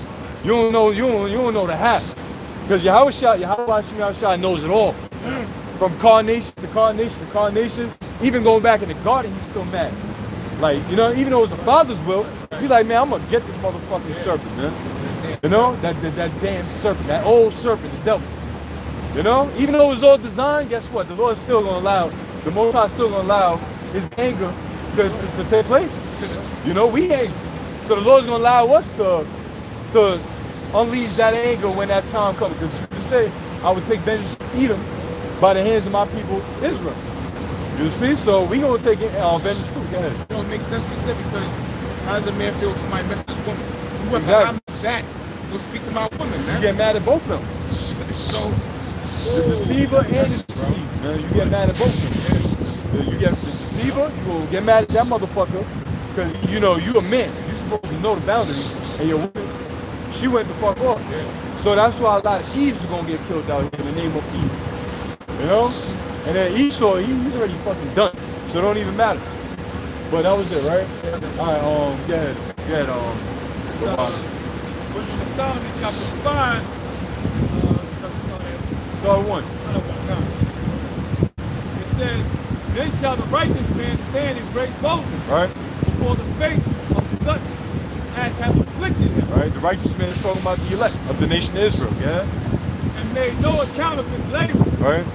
During the time of slavery. Matter of fact, all the inventions were all, I say 99.9% of anything. But all them inventions that's useful, resourceful, and highly, the traffic lights, bro, were invented by so-called Negroes, right? Israelites, man. But Esau made no account of those labors because at the end of the day, think about it. If you put in a slave position, well, you got nothing but time to think. That's number one. You know, we work and think. Israelite, we work and think. We use our brain. That's when we use our brain. So now you thinking like, damn, how can I make my fucking job easy? You know? And then you got an idea, and this idea becomes something, and then slave master, the culture vulture, see it, Esau, and then he encouraged you to do it. He give you the tools and the resource here. You want this? Go ahead. You know, not like in the Bible says that he will be for you if he can use you. But then when he done with you, he gonna pretty much throw you out. I'm roughly paraphrasing. Put you to the side. And that's what Esau did. He made no account of our labors, man. None. Yeah. Verse 2. Black History Month. Hold on. Black History Month, bro. So-called Black History Month. Oh, you don't hear nothing about inventions. No. You don't hear shit about inventions. You know? You don't hear nothing about that. What do you hear about? Rosa Parks. You hear about Martin Luther King and barely Malcolm X. You know? Same old bullshit. Yeah. Yeah. All of those men they mentioned at history month, they're all synonymous with our struggle. Exactly. Nobody Exactly. lift them. Exactly. Yeah, that's a beautiful point. They're not synonymous with black excellence, so to speak. They won't call us black. You know, Israelite excellency, like things that made us better, but it was things that kept us oppressed, depressed, and us trying to fight through it. Fuck that, man. The real, man, this is gonna be Black History Month. My eyes, it's gonna be Israelite History Year. Every day, every year in the kingdom. Every year in the kingdom, bro. And he's so gonna have to reverence that. So we burn his ass to ashes, and then all the nations whoop their ass back into damn subjection. We can't wait, bro. That's why we adamantly come out here and prophesy this word. Because hey, the so-called white man, which is the nation of Edom, is going into slavery according to the Bible. All right, point blank clear. Yeah, bro. Fucking crackers, man. Verse 2. When they see it, they shall be troubled with terrible fear. Right, they gonna be troubled with terrible fear. You know, them thoughts are gonna start running through their mind now. Yeah. And shall be amazed at the strangeness of his salvation. That's gonna be the ill part about it. That's another reason why the Lord had Esau belittle the UFO. You know? Turn things upside down. So that these strange things, because the scripture said the Lord chose the foolish things of the world to confound the wise, right? The big things in this world. Now the Lord is going to use what seems to be fairy tale non-fiction or science fiction to deliver these people from this greatest destruction that's ever going to be seen on the planet Earth. How you wrap your mind around that one, man? From UFOs delivering niggas? How does that even go together in the same sentence? A UFO delivered this nigga. Like, what? That's an insult. You know? A UFO delivered these Spanish motherfuckers. Yeah, that's how far-fetched and strange. They said the truth is stranger than fiction. You know? If I go to the first, UFOs gonna deliver black people from America being burnt up utterly by fire? Like, nigga, what? I didn't hear a word you just said. You know? This thing it's too big, it's too high for these low-minded people. Yeah, bro. And shall be amazed at the strangeness of his salvation. Right? So far beyond all that they look. Way beyond all that they look for. You know? Way beyond just a bullshit rapture where they think you're just gonna disappear before Jacob's trouble. Because that's what they think. They think Christians are gonna disappear in a tribulation period. No, the hell you're not. Acts 14:22 says that through much tribulation shall you enter into the kingdom of the Most High. So everybody's going to be here to feel the wrath of the Heavenly Father. All right? I'm not talking about the missile part, but I'm talking about the fire that's going to be kindled before the missiles. Everybody's going to be here on earth and go witness that. but the elect is going to be delivered out of it. And when the ICBM missiles drop, the elect is going to be delivered from that as well. So yeah, you damn Christian, you wishful thinking thinking you're going to disappear and your clothes, going to be left behind. You just, while other people killing themselves and turmoil on earth, not happy. Yeah, bro.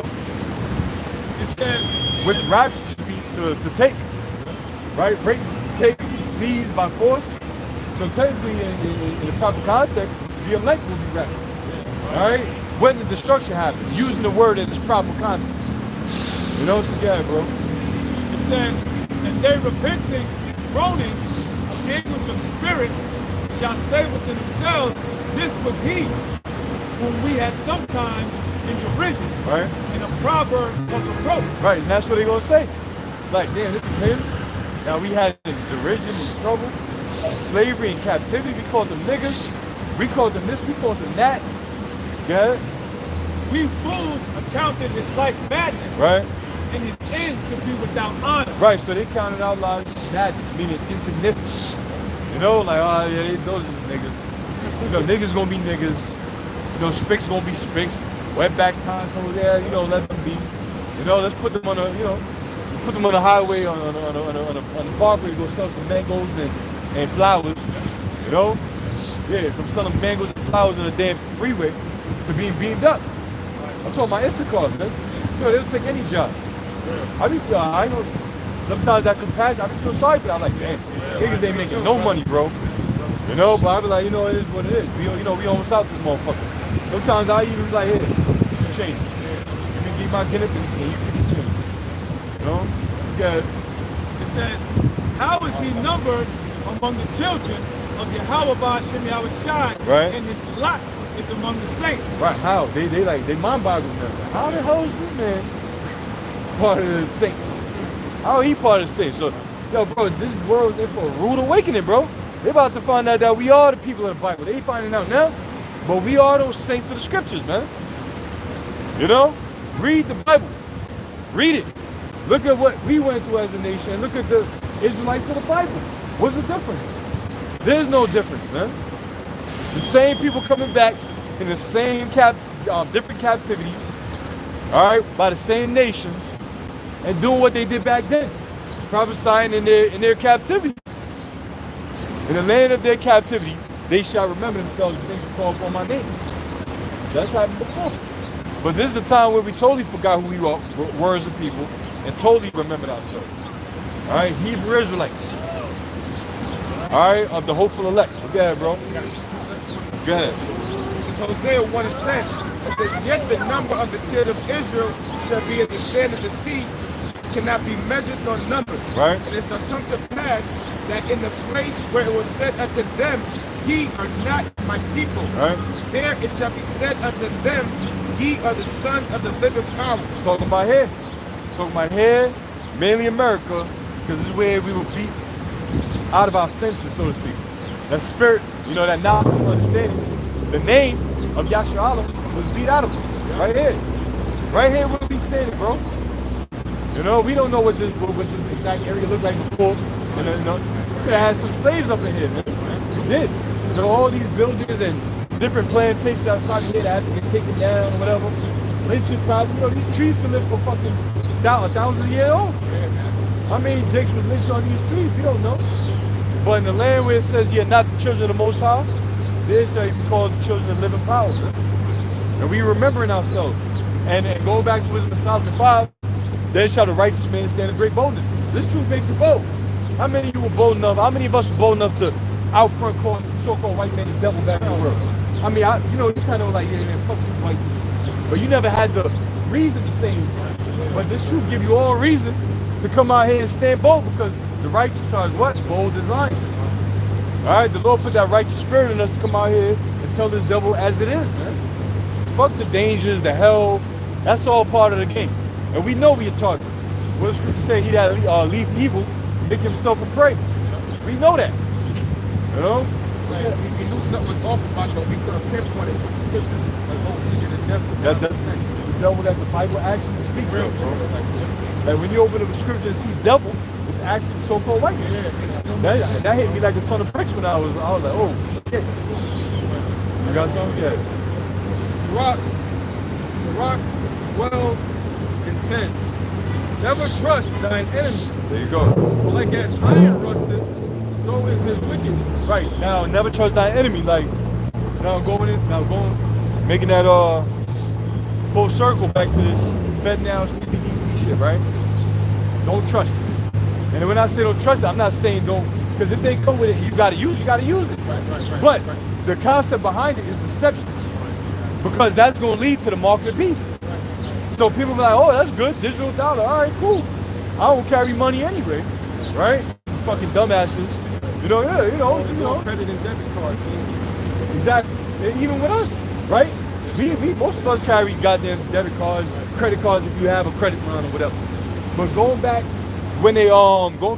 Federal Reserve Act and when people, because remember, gold is heavier than silver. Now, carrying gold and silver, you go to your local goldsmith or silversmith back then, or bank, right? When they will give you a note, that $10 note was certified that you had $10 in silver, all right, or $20. You give them a $20 gold, whatever, weight in gold, and he give you a $20 bill certifying that you have $20. That way you don't have to worry about getting robbed, losing your money, or walking around with all that change on you. So now is the easier way to do it, more convenient. So what's the difference now?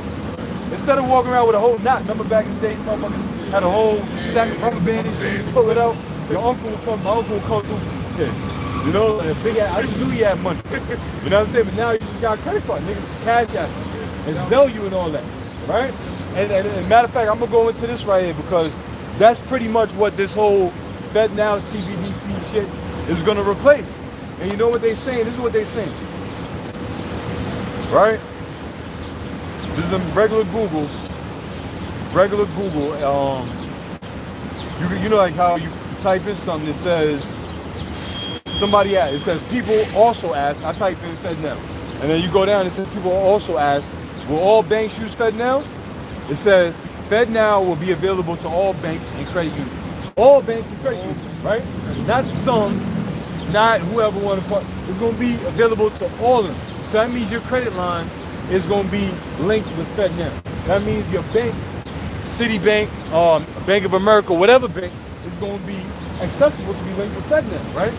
So it says, but there's no requirement for them to join. Yeah, all right. They say that now. All right, because they don't want to excite the conspiracy theory. They want to keep them around there, keep them sleeping. But we know what the fuck time it is, man. For now. There's no gradualism. That's it. That's the key word. Gradualism. So for now, there's no requirement. But guess what? There is going to be a requirement. And you know what, too? I pray to Yahweh Shemel Shai, bro, that this be the year with $1 crack. Because all they got to do is get this thing in place. That's all they got to do. They got to get this thing in place and ready for the crack. That's all they got to do. So them simply getting ready to introduce this FedNow and CBDC, central bank digital currencies, which all nations are going to have it. Once that's established, brothers, prepare to see a fucking crash, bro. And it can have, I'm talking about this everybody getting online with this FedNow CBDC, which is going to come. Once that happens, just prepare for anything to happen. It'll be a cyber attack. A lot of cyber attacks. Exactly. It'll be a cyber attack with the bank or something. They get the bank all over. Right. Once it's a cyber attack, your cash is fucking done. Cash don't mean shit. You got something? Just to land back home. Yeah. I got an article here from technocracy.news. Technocracy. Yeah. It says technocracy. Humanity is sentenced to a unipolar prison and digital gulag. It says technocracy is to liberty and freedom as anti-matter is to matter. It is a gangrene upon the world, eating its flesh and vitality region by region, nation by nation. It is a contagious mental disease where subjects submit to digital slavery. Yeah. not knowing or understanding that it may result in their ejection from society or even premature death. You see that? Ejection from society. And if you don't want to partake, you just think you're going to be out here without nothing. You know? That's what, hey, we're going to go into Revelation 13, verse 16. Even though we bring out all the time, so be it. The Lord said, probably you can't use the roll and speak, right? So you got to come out. But it says being a digital slave, bro. There's nowhere you can go now that don't accept any type of credit card or debit card or a card machine or anything. You ain't gonna go nowhere and sit with it, oh, we don't even take cash. Maybe if you're doing some shit low key. But I'm gonna read this here too. It says, will FedNow replace PayPal? It says, does FedNow replace money apps like Venmo and Cash App? Question mark. It says the Fed has made it clear that FedNow is not intended to kill or replace. You gotta listen to those key words. It's not intended, but it can happen. You see? We don't, listen, I don't have no intention. Like you tell somebody, yo, I don't got no intentions of doing this to you. So, but if you do something, I'm gonna have to do it. Right. You know, so it's not intended on killing or replacing other money transfer options like Venmo, Cash App, PayPal, or Zelle. Rather, it is meant to work alongside the current system built by the private sector. Bullshit. You can't work side by side with this devil. There's no honor amongst thieves. We gonna come in, all right, this is what's gonna happen. We both gonna enter into this together, but the strongest one is gonna survive. It's gonna be that. You know? It's gonna be the strongest one is gonna bully the smaller one into submitting. Just like how the founder, the president, whoever the hell he was, from Cash App, got jerked up on the streets, bro. He got stabbed up on the streets. And they try to make it look dirty like some crackhead came and stabbed him up. You know, that was a hit. You know? So be mindful when there's like a little scam going on behind Venmo, and then they get seized by the FDIC, I believe. You know what I'm saying? Or even Cash App, or PayPal, or Zelle, like eBay. I used to use eBay a lot, you know, do my little side shit. But you know, eBay used to have it to where you could use PayPal, but they took away PayPal from eBay, so now your bank account is directly linked to your eBay account. Everybody prefer PayPal because PayPal is the middleman, but now eBay got your damn bank account, so I barely use it like that. You know, if I have to, I will, but showing you how they can phase out the middleman. Now the FedNow is gonna be the middleman. That's all they're gonna be. If I want to send you money now, right? We got our thing collection going. However, I want to send this brother $50. That shit gonna have to go through, instead of Cash App, it's gonna have to be filtered through FedNow now. That's crazy. You know, and if the feds now know that you got $50, so now, all right, now I got side jobs, right? We ain't really fucking with cash like that, right? Let's say cash somehow becomes obsolete. Fall.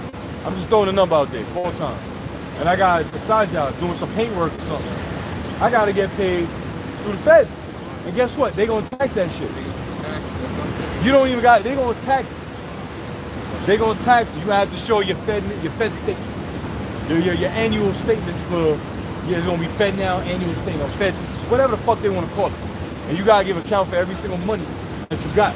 And remind you, this is all the beginning of Revelation 13. Somebody get that real quick. And we can see how this is gonna pan out, right? It's clear as day how the hell he gonna cause all. Yeah, bro. Right? Revelation 13, verse 16. And he causeth all, both small and great, rich and poor, free and bond, to receive a mark in their right hand or in their forehead. Right, so you gonna cause all. Somebody get it in the NLT. You know, or NIV, but NLT. Get the NLT real quick. And we see how this is happening, because really, you're making it to where you can't opt out of this shit. You know? So, like we said before in previous videos, if somehow your PayPal, your Venmo, all that shit is gone, and the only thing is FedNow, you gotta use it. What else you gonna do? You gotta use it. Your direct deposits and all that shit that you get a check from the job now, there may not be no more checks. Everything may just be direct deposit, straight through the FedNow and into your account. Because most people like to get their check and go to a check cashing spot to avoid certain shit, problems and expenses. And now they just get their cash, they pay a little fee, but they get their cash. So he's gonna cause everybody. He's making this thing real tight. That squeeze is getting tighter. Yeah. It says, and he calls them all, both small and great, rich and poor, free and bond, to receive a mark in their right hand or in their forehead. Right, and that covers everybody in this world, man. Everybody in this society. Small, great, rich, poor, free and bond. Alright, prisoners, man. They ain't gonna have to get it. They want early release, they may have an early release program. Alright, we have an early release program. Alright.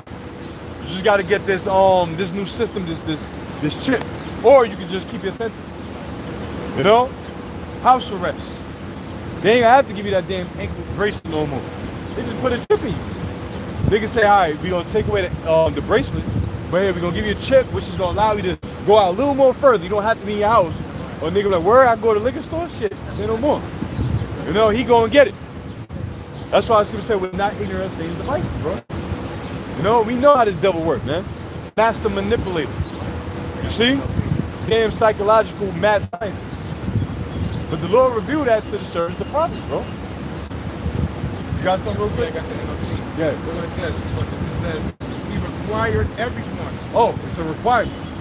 You know, it's a requirement. What's not the jab? Was that not a requirement? It was a requirement. But see, it was a requirement, but not everybody got it. So I show you that not everybody's gonna take the MOTV. The elect ain't gonna get it. Like, oh yeah, you want a chip? All right, well you can take that chip and stick it up your damn left butt cheek, nigga. No, we ain't taking it. All right, we gonna trust in our power, Yahweh shot. Good. You know, so it says a requirement. Finish it up, bro. Yeah, no, the NOT. Yeah, and he requires, right? It's gonna be a requirement. It says, he required everyone, small and great, rich and poor, free and slave, to be given a mark on their right hand or on their forehead. Well, technically, if you got a Social Security card, you're a slave already. You know, you're already a damn slave. And let's not forget all the migrants that came up over here. You know, so-called just flooded the borders. They want free citizenship. All right, we got a program. All right, it's called the chip citizenship. You just get the chip and you automatically registered. You don't gotta do nothing. You know, fucking Jake, hits the car. You know, he go and send the news back home. I'm about to be a citizen. You know, telling everybody and their mama. Everybody getting chipped up. So you know what? That's Isaiah 33:6. Wisdom and knowledge shall be the stability of thy time. And the Lord is going to keep thee in the hour of temptation, which is going to come upon all the world to try them that dwell upon the earth. So you can go back in Revelation. Right, it says, and that no man might buy or sell, save he that has the mark or the name of the beast or the number of his name. Right. So you won't be able to buy, you won't be able to sell, commerce. Buying and selling is everything, bro. It's literally everything here in Babylon. It's what makes the world turn, right? Like they say. Cream, cash rules everything around me, right? It literally makes everything revolve. Without buying, there's no work. You can't buy gas to go to work. You can't buy your bus fare, your train ticket to go to work, so everything stops. You can't buy food, you're not energized enough to even want to go to work. So you can't buy, you can't do shit. So literally society was shut down if everybody stopped buying. Commerce will end, things will collapse. So yo, that collapse is coming, bro. That collapse is coming, it has to come, and it is gonna come. You think the scripture said that the word of the Most High be true, and every man a lie. Well, we out here because we got nothing better to do. I mean, it's the best that we can be doing. But at the same time, it's like we shooting the shit out here. You was bored, brothers was bored, so we just decided to come out and congregate. No, this shit is really gonna happen. And we are fully persuaded in our own minds that America is about to be destroyed, and before the destruction, it's gonna be all hell, calamity, all right? The stress upon men, you know? Men's heart failing, seeing the things that is about to come upon this earth. Yeah. Proverbs chapter 12. Proverbs 12:3. Yep. It says, a man shall not be established by wickedness, Right. but the root of the righteous shall not be moved. Right. A man should not be established. The word established, if something is established, it's firm, it's standing, it's unmovable. Right? It's rooted and built up. But Wickedness shall what? Be against? A man shall not be established by wickedness. Right? But Because at the end of the day, the scripture says, shall lead them neither root nor pick. So the wickedness is going to be plucked up from the turn. Every wicked deed that was ever established is going to end in one hour. When America is destroyed, it's going to be a turn of worlds, bro. All right, a major turn of events. That's all it's going to take. Is 1 hour. Yeah. But the root of the righteous shall not be moved. But the root of the righteous shall not be moved. What is it? Psalms 1. All right, being planted like a tree planted by the river. Right, always being nourished, deeply rooted, fertile soil, never drying and withering away, can't be moved. And that's the elect. That's the men that are building their house, according to Matthew 7, upon that rock, and not upon that sand. That's why when brothers say, man, we can't wait for this shit to fan, because brother, we ready for this shit to go down. You know, we just waiting on the Lord. All right, the Lord said, make me ready, right? But we gotta be ready any day.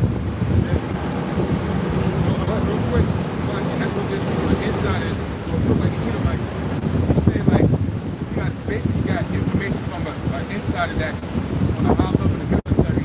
That something is definitely gonna happen in a couple of weeks. But you know, there's no timeline. Yeah. They can say that, because I'll upload a few videos like that. There's no timeline. We not telling you no damn weeks. We can say yeah. We can damn sure say yeah, because we know that will have a short time. But I can't tell you that's gonna happen in a couple of weeks. That's almost like common sense. Saying that, you know, I could do something that I heard from the insider that the collapse is coming. Like, no shit. You know, we know that. But they fuck up when they give you a timeline. Yeah. You know what I'm saying? We don't know. You know what I'm saying? We don't know. He couldn't really give Okay, a timeline. He was like weeks and months, but he's like, he doesn't really know like a specific date, but he said something definitely. Right, we know that. We definitely know that, man. You know, we definitely know that. You know, something definitely coming down. And like I said, I mean, you could have, like, one thing that's for sure, once this thing is established, the infrastructure, get prepared. You know, get ready for this shit to collapse. What if the satellite phones before the that? Exactly. Brothers that did videos on it. Why are they giving out satellite phones to senators and top official governors and blah, blah, blah, whatever. Why? Because, and I agree, I believe there will be a cyber attack. Because, get on Psalm 64 real quick, somebody can get that. You know? I believe there will be a cyber attack where it's going to cut off communications. And not only is it going to cut off communication, it's going to allow for what's already established to be destroyed. Especially things that are in the Internet of Things. You know? Accounts going to be wiped out. You know? Shit, your bank account's going to be wiped out. Right? Now, you want your bank account restored. You want everything you ever had. Because I always used to think that too. Like, all these mother effers that got all these papers, either they got to turn in their paper, or they going to have to turn in their paper to get that received in credit equivalency, right? Or they have a crash and they say your account is wiped out, right? But you want your money back, you got to get the chip and we can restore your chip. But hold on, if my account was wiped out, how the hell you know what I had anyway? You see what I'm saying? If the account's wiped out, how the hell you know what's on record? You know, they got the record. You know, they know exactly how. Oh, yeah, we found your account, Mr. Floyd Mayweather, sir. Okay, so in order to restore it, you just have to. It's simple. You know, that devilish laugh. And Floyd was like, yeah, you're fucking, you know. He's that. You know, because he's nothing without it. You know? What I call for? Yeah, Psalm 64:1 real quick. This is Psalm 64:1. Hear my voice, O power, in my prayer. Preserve my life from fear of the enemy. Hide me from the secret counsel of the wicked. Right, we're hidden right now from the secret counsel of the wicked. Those of you that watch it, you're hidden from the secret counsel of the wicked. This is the hiding place. They can't find you. All right, they can't find you in the sense, you know, that they can take you and destroy you. And, you know, hey, if you're in the secret place of the Most High, nothing is going to be able to touch you. Good. And that's what King David knows. King David knows that. He acknowledges that. Okay? It says, hide me from the insurrection of the workers of iniquity. Whet their tongue like the sword, and bend their bows to shoot their arrows, even bitter words. Good. That they may shoot in secret at the perfect. Suddenly do they shoot at him and fear not. they encourage themselves in evil matter. Right, they encourage themselves in evil matter. Everything we talk about is them encouraging themselves in evil matter. It's not for us, it's against us. In case you didn't realize, this new world order, bro, where did Esau have a seat for a nigga during the time of hardcore slavery? Where were niggas upheld and sitting at the table? And scripture say in Ecclesiastes, I've seen servants upon horses and princes walking on the earth as servants. You watch Django and everybody almost choked on their tea, hot coffee when they seen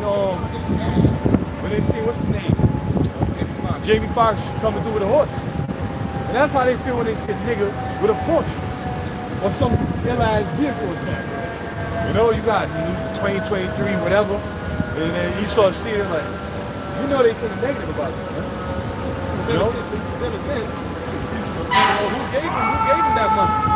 Where did the money come from? It came from these Israelites. So, yeah, the first thing came negative about it, but they see you as an equal. I think the most of the wrong. In Django, even the cool house nigga said, what's this nigga doing on that horse? They doing that now. What's this nigga doing on that now? Yo's had haters, man. He I was was a hater. Sambo hating ass nigga. A bootlicking ass nigga. But go ahead, bro. It says, Psalm 64:3 again. Who whet their tongues like a sword, who bend their bows. Meaning they sharpening words. Sharpening words for what? For the kill, for sport. So they can actually do it. So every act and legislation and this and that they put in place, they sharpening that sword. They wetting their tongue. Right? To sharpen what they're gonna do to actually execute that strike. So when it happens, easy. Kind of like butter. Yeah? It says, and bend their bows to shoot their arrows. Yup, then they go all the way back. When you let it go, ain't nobody turning that back. See? So they preparing for that ambush. To act upon that ambush. To ambush who? The Israelites. Yeah? It says that they may shoot in secret at the perfect. Right, which is their secret council, that's secret. See, they got their secret, right? They got their secret plate, and we got ours. So, you know, good is set against evil. You got the Illuminati, you got the elites versus the elect. All right, the Illuminati versus the Israelites, the children of light. Okay? The children of this world versus us. The children of the Most High. So they got their little secret place, but guess what? Thing about it is their secret place is being discovered.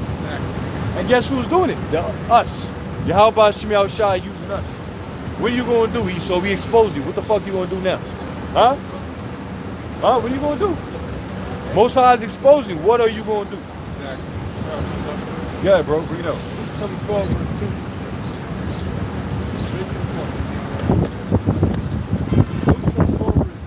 Nothing covered. This will not be revealed. Then it should not be known. Point blank period. Meaning you can't hide shit. The scripture tell you that no, you're not. That the eyes of the Lord is 10,000 times brighter than the sun. It's bright right now, bro. You know, we can see everything in front of us. Now imagine the eyes of the Lord 10,000 times brighter than what's being magnified in our sight right now. The Lord sees things that we can't see. The Lord sees your deepest thoughts that you don't even know you're gonna think about now. So come on, you can't hide nothing from the Heavenly Father, you damn devil. You're totally revealed, man. And what are you gonna do about it? Your power was in your secrecy. The Lord's power is in revealing the truth. Our power is in revealing the truth. So we're opposite. Your power is fucking lying and hiding things, but our power is in telling the truth and revealing the truth. So your time is up.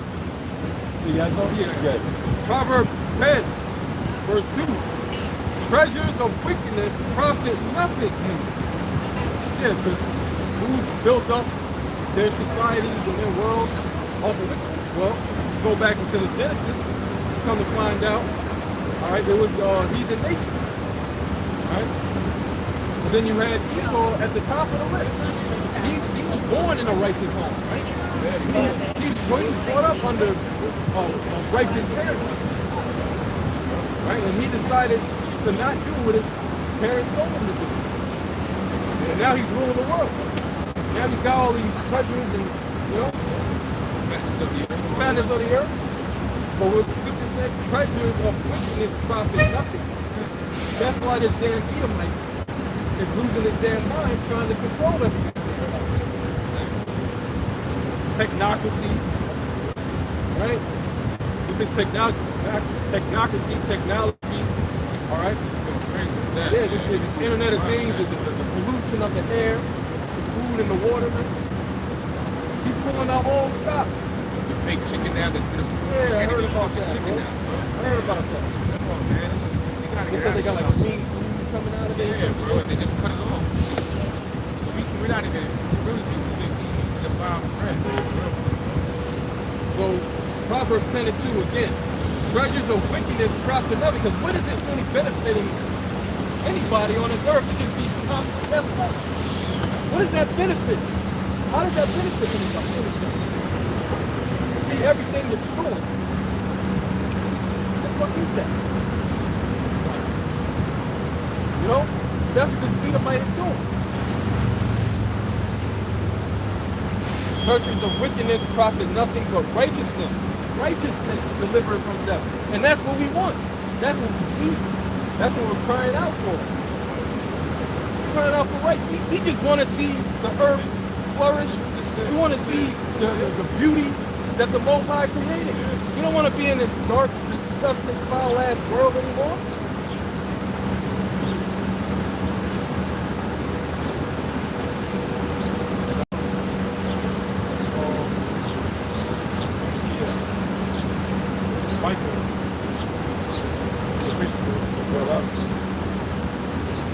Micah chapter 2, verse 10. Arise ye and depart. Arise ye and depart. Arise, who is to arise and depart? You Israelites, so-called black flag killers and Native Americans. All right? You were to arise, what, out of your bed and go to work and look forward to America continuing? No. You're supposed to arise out of the darkness of this world. Cleanse your ways, like the Lord said. Cleanse your mind. Don't be double-minded. Be logical. Ask the Most High, pray to the Most High, His Son, His name, and His Son to give you spiritual abilities, man. So you can be able to navigate through this dark, wicked-ass, foul world, man. That's how you arise. Not that oh well, I give up. Might as well join the crowd. You might as well join them. Can't beat them. Well, that's what them sellout figures did back and way before our time, before my time. That's what they've been did. That's what they're still doing. Hello, doing the same thing except expecting a different result. That's what Jay-Z did. That's what P. Diddy did. They saw that they couldn't beat, all right, this system, so they joined the system, and now they're what? Now they're the elite of the 2/3 club. Come on, man. Go ahead, Al. It says, this is not your rest, because it is polluted. It shall destroy you, even with a sword destruction. That's what's getting ready to happen. This place is getting ready to see intercontinental wisdom discipline. That's going to be the end result of wickedness. Fire, man. And either way, people got to get purified. Our people, they're going to get it right one way or the other. Might as well get right the first go around, man. Go through that fire now. Please believe you don't want to go through that fire later, man. Please believe that. So what? Go ahead. Micah chapter 2, verse 10. Arise ye and depart. This is not your rest, because it is polluted. It shall destroy you, even they sword destruction. Arise ye and depart. All right, get your mind out of this damn Babylonian gutter. That's all it is, the damn gutter. A cesspool of garbage, filth. If you want to stay there, you deserve to burn here. You want to stay in this garbage and live through this damn garbage day after day, week after week, dragging on in this damn this mundane, mundane, worthless type of existence, you know? Like, here you go again, like a bunch of damn zombies. And you think everything is okay, hunky-dory. Complacency. You can't go, you can't go 2 or 3 hours without drinking or eating something.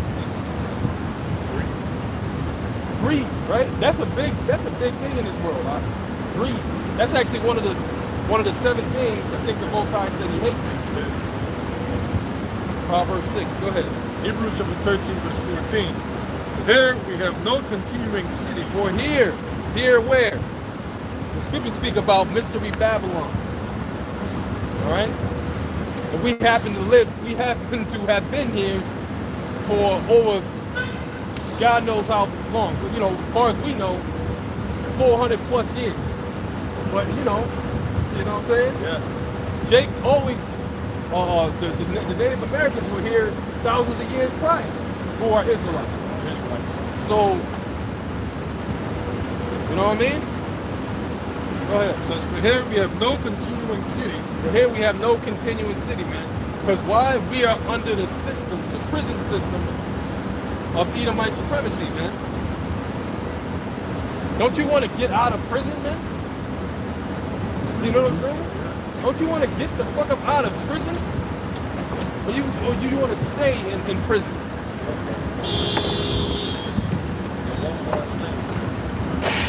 Israel servant was all born slave. Why is he spoiled? You can't read this one. Niggas are complacent. It says a gift is shut up the heart. Jake, you've been receiving so many gifts, so many trinkets, especially Eve, that this becomes proud, spoiled. When I say sprout, Spoiled and proud. spoiled and proud. Hey man, yeah, that's a new word, right? Yeah. Don't you want to get the fuck up out of prison, man? Yeah. Yahweh Bashim Al-Shah, we looking for Yahweh Bashim Al-Shah to give us our release date. That's right. You know? Go ahead. But we seek one to come. Here we have no continuing city, but we seek one to come, and that's what Yahweh Bashim Al-Shah is bringing. He's bringing what? An everlasting kingdom. He's bringing righteousness. He's bringing real beauty. Life. I mean, life. You can actually breathe real air. Drink real water. Taste real food. That's what Yahweh Bashim Al-Shah is bringing. Well, Esau's bringing GMO, Monsanto, barium oxide in the air, feces in the water, dead people in the water, dead animals, you name it. Any refuse, all right, that you can think about, all right, is here in this damn land. See, we are in this prison and we're seeking to be released by Yahweh Bashim Al-Shah.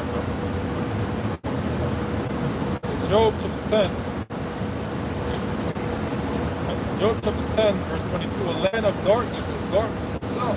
A land of darkness as what? Darkness itself. That's this place, man, where the scriptures say, for here we have no continuing city, but we seek one to come. Arise ye and depart, for this is not your rest.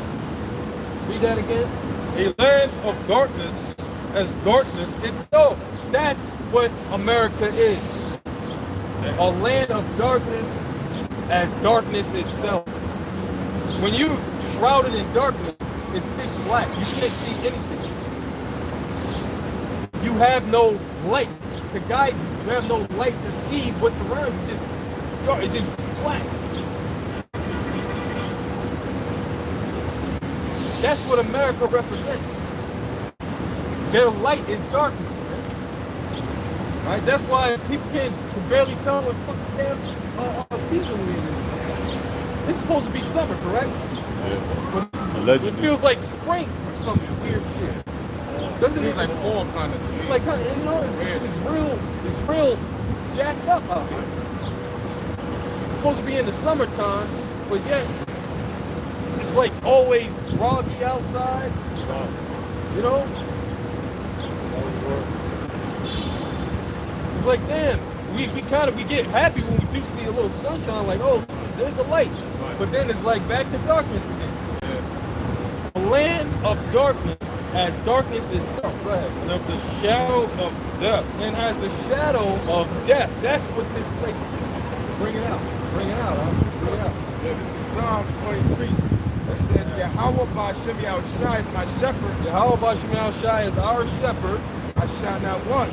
We shall not want. Well, why? Because he gives us what we need. Okay?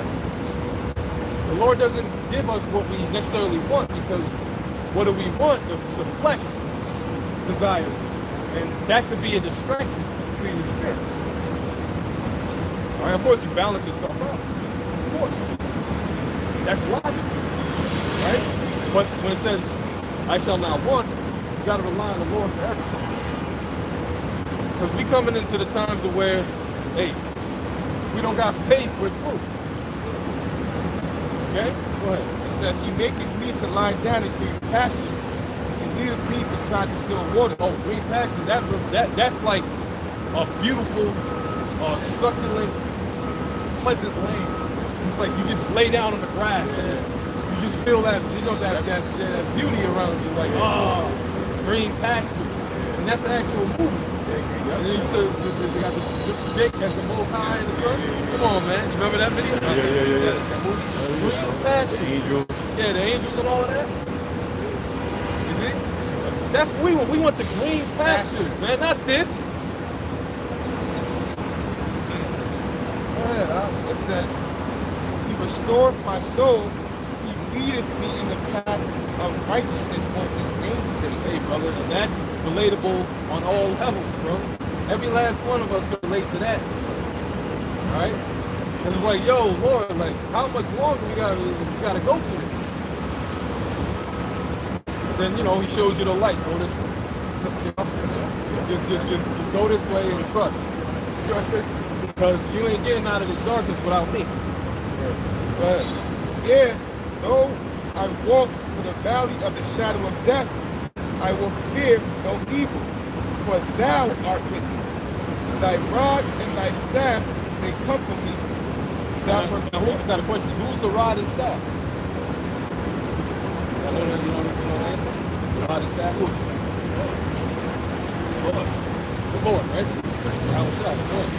Like the scriptures say, a rod shall come out of Jesse, a branch shall sprout forth. Right? So it says the rod and staff, that's likened to protection. Like when a man is protecting you, he got his weapon. That's why you got the rod. He got the, you know what I'm saying, around you, like, you know what I'm saying? So that's, you got the protection of Yahweh Ba'Shem Yahushua. That's all we need, man. What does a shepherd have? Staff. It's a shepherd. Right. And a shepherd at times will have a guard dog. That's why the scripture speaks about these false prophets being dumb dogs. It's not barking. They're highly. The dog is very faithful animal. A dog is supposed to be barking to alert his owner that there's danger nearby. It says, yea, though I walk through the valley of the shadow of death. Which is America. America has been nothing but death for our people, you so-called blacks like these names. But now you plunged into a spiritual death. The Lord was constantly beckoning, getting to your hand, come to me. Like a man that's calling his dog. Hey, right here. And these niggas, oh, hey, and then hopefully do some wickedness and then back to the bulls to the Lord's like, yo, come to me. You know what I'm saying? I'm right here. I got joy and riches and pleasure that you can't even wrap your mind around. If you want to go ahead and do that, you want this there, bro? Oh, get that in Proverbs, John. Proverbs 1. When it says he steps out his hand and they pretty much put the Lord's hand. It says, yep. It says, thou preparest a table before me in the presence of my enemies. Thou preparest a table before me in the presence of my enemies. You know the enemies of you so-called blacks, Latinos, and Native Americans are, man? You have more enemies than you have allies, honestly. You know what I'm saying? So Jake want to be out here on some tough guy shit like they the baddest MFO on the planet Earth because they do some, you know, some training, ninja moves, and they all right, cool. But it's the Lord with you. It's the Lord with you. Yeah, you can throw ninja stars, and you can do this, and you can do that. You go back, flip over, do this. But it's the Lord with you. Are you on some carnal shit, or are you trusting in the Lord? Are you saying in your mind, I don't need the Lord, I can handle this? That's going to remain to be seen because the time is coming where the Lord is going to bring great trouble. Just think about it. Jacob's trouble, right? Go ahead. It says, thou preparest a table before me in the presence of my enemies. Thou anointest my head with oil, my cup runneth over. Right, and that's spiritual. Because when we eat from these, we eat from the table of the Lord. What do you have on the table? You have oil, you have wine, you have oil, you have wine. Help me out. What else we got on the table? Let's visualize. Right, you got the plates, cups. Right. You have the vegetables. You have the dessert. right, The fork, the knife. You got the candle lights. There you go. There you go. You got light. There you go. They got the light. You got light. Got lights on the table. You don't want to be eating in the dark. You gotta see You gotta what see what you eat. So when we come out, when we go into this book, it's full of oil. All right, help us see what's really going on. All right, this wine, you take a little sip, you get a little nice, like like that, comfort. You know, like comfort. You know what I'm saying? That's what this word is like, bro. It's like oil, it's like precious oil and wine. It makes your To our face shine. Yeah, It makes your face shine to our after that. souls, man. This is what makes us happy. Not this goddamn world, man. Yeah, brother. That's why Yahweh said that man should not live by bread alone, but by every word that proceedeth out of the mouth of the heavenly Father Yahweh, who said Yahweh. That's what the Lord said, to eat my flesh and drink my blood. The word eat means to study. Because Yahweh is the word of Yahweh. So we ought to be eating Yahweh daily, studying the words of Yahweh for the rest of our days daily. Because we're in sinful flesh. And also concerning taking concerning the birds of the nation of Israel, taking vomit. Because Scripture says all tables are filled with vomit. And they don't even know that they're eating vomit because they're in gross darkness. How can they see that they're eating vomit if they're in gross darkness? That's right. They're eating from different tables that's filled with vomit because they're in gross darkness. They can't see. As during noonday, they broke. Why are you broken in the noonday when the sun is at noon? What are you looking for? What are you searching for? What are you trying to obtain? They're drunk but not with wine. Drunk but not with wine. You know, they're drunk but not with wine because they're staggering at these different philosophies that they're pursuing. They're eating Buddhism, they're eating Christianity, Islam. They got people. Got people out here calling themselves nihilists. It's some weird, it's a weird dark type of philosophy where pretty much you're a pessimist about everything. Like pretty much you're like a low key, you're like an atheist, pretty much. But you try to logicalize it. You don't know about anything. It's like you're pretty much undecisive. You're not this or that. You're just like whatever. You just don't give a damn. Question mark, Yeah, you're a big question mark. You don't give a damn about what's going on around you. You're just here. I'm just here.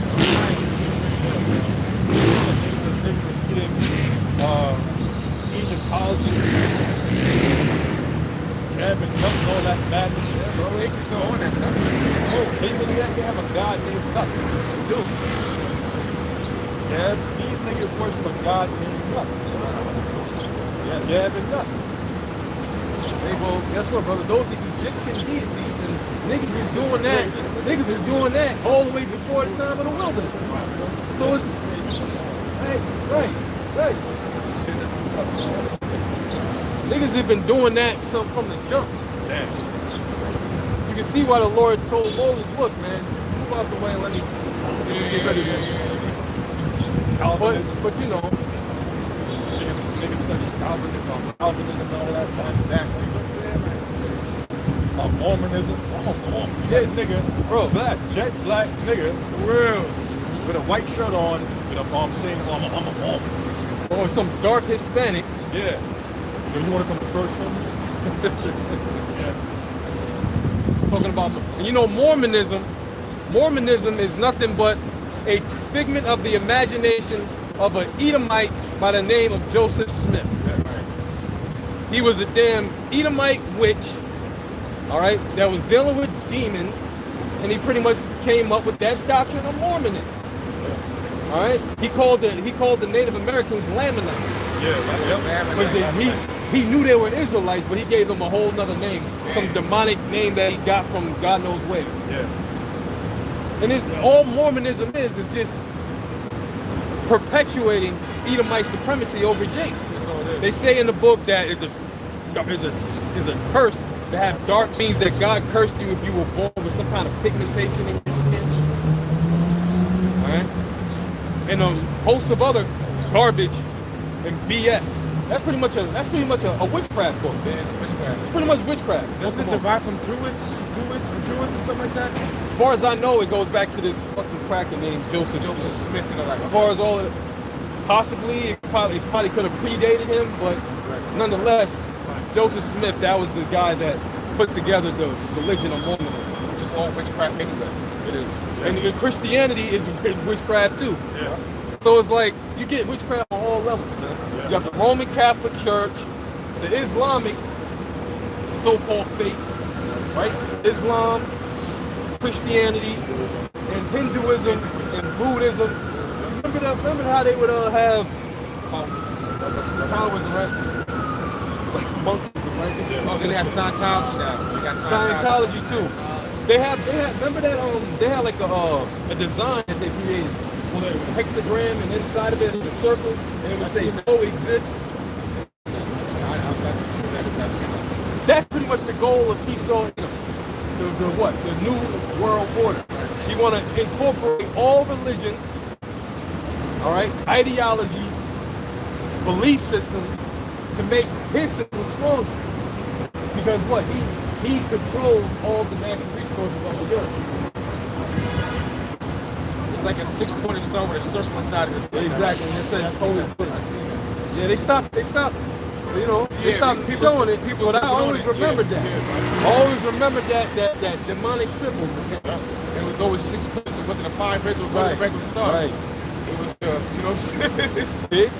The Roman Catholic Church, the Islamic so-called faith, which that all goes under Christianity, because the faith of Islam, that actually came from the Catholic Church.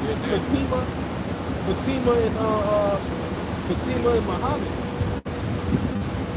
The Elder Tabakat brought that out, broke it down. Detail.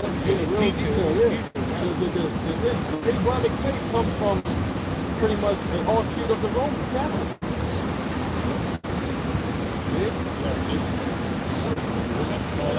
Right, really. That which is a demon. That's been a heaven worship. They try to say before Eve was free. Yeah, of course they're gonna say that because Adam's wife. They're dealing with deceptive spirits. They're dealing with witchcraft. It's crazy, bro. They gotta be safe. Right. I got one more slide. Go ahead. This is Psalm 23:6. Surely goodness and mercy shall follow me all the days of my life, and I will dwell in the house of the Lord forever. And that's what we pray and hope. We pray and hope that the Lord is going to be with us all right, through the thick and the thin. But we already in the thick. We want to make it up out of here on the first go round. You know.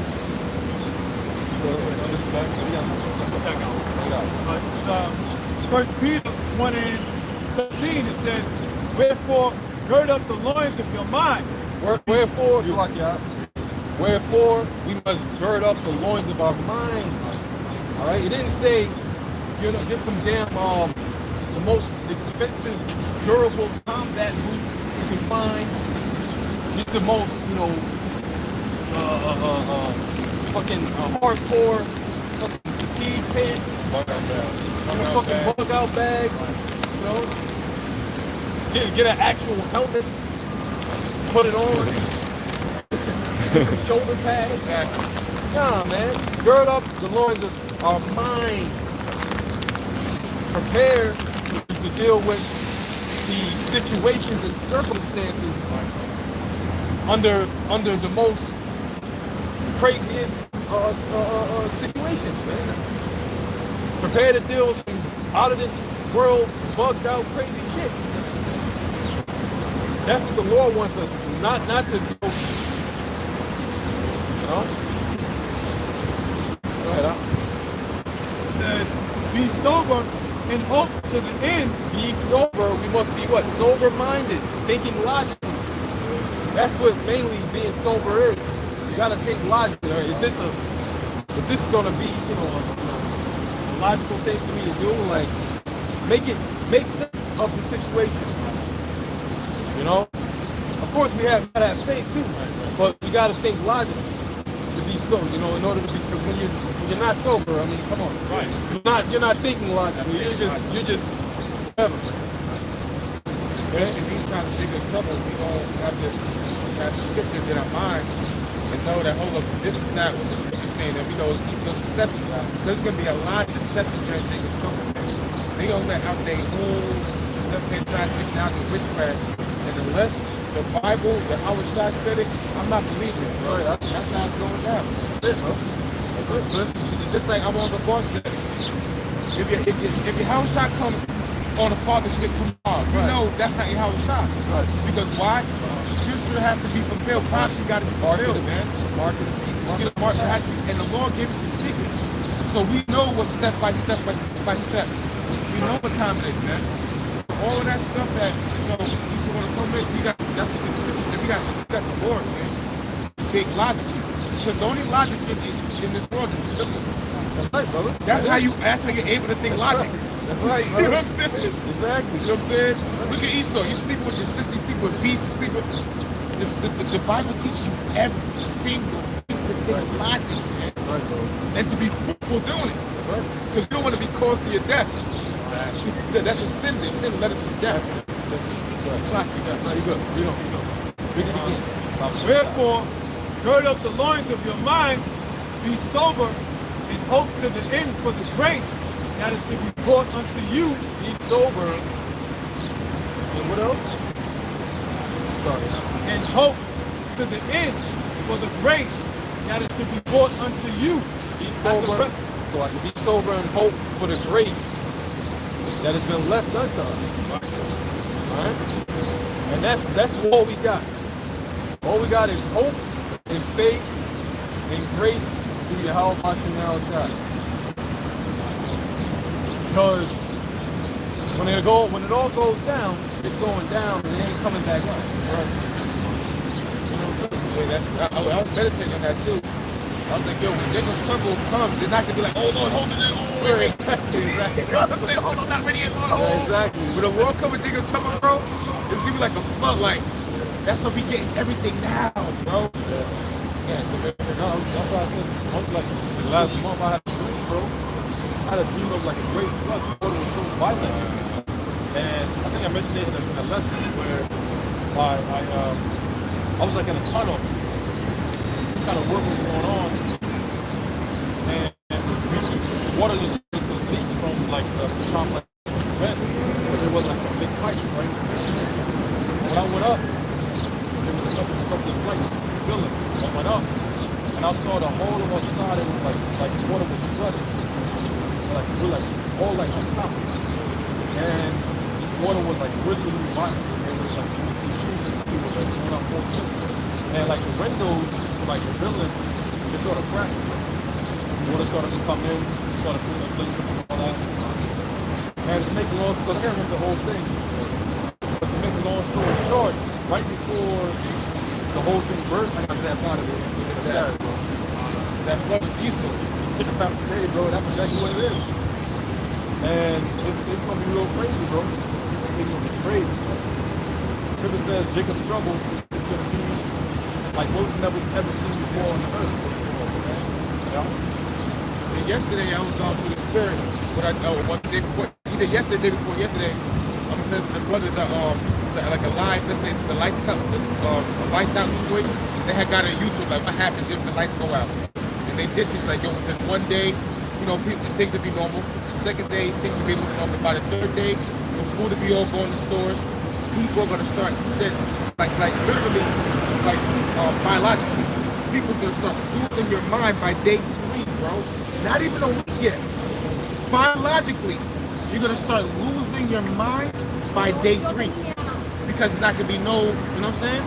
Yo, that's why the scriptures say this. You still reading that on? Yeah. Go ahead. I'll start from the top.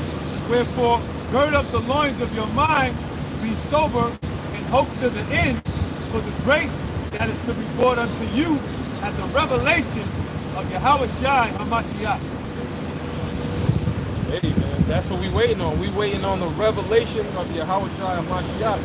All right, to return and claim what is his, which is the earth, you know, which is everything. You know what I'm saying? Not Esau, Edom. All right, the damn devil the Bible speaks of. The Lord's gonna reclaim what's his, and he's gonna take everything away from this damn Edomite that he stole, raped, robbed, and murdered for, man. In righteousness. All right? And Esau is going into righteous oppression. These other nations, these Hamites, these Japanese, these Chinese, these Arabs, they're going into righteous oppression under Yahweh Shai and his men. Which is what? Slavery, captivity, man. That's what's coming, all right, for the citizens of this world, man.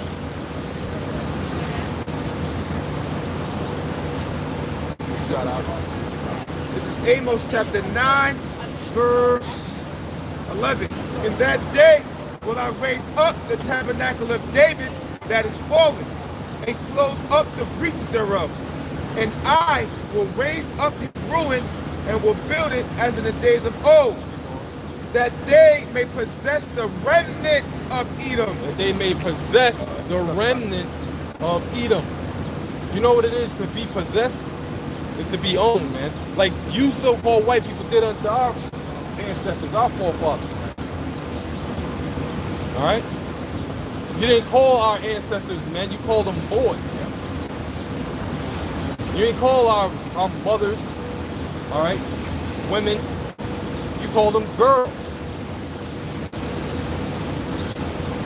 Right? Made this pillowcase over here that made this word, I don't want to say, but and then mother effort doesn't just come out of nowhere. This is why these things, they don't hate, man. Alright? That's the wickedest they've done to us, man. Alright? Clearly that's against the law. We're talking about the law, it's of logic. But you did stuff like that. This is why you're going to be eviscerated. Look that word up, eviscerated, man. After 1,000 years. That is pure wickedness, man. And you know what that denotes when you call a man a boy and a girl, I mean a woman a girl? It psychologically tells them that they can't survive or do nothing on their own. That you gotta go to them for everything. You can't even think for yourself. If you have a thought, you come to me, boy. You come to me, girl. If you're thinking about something.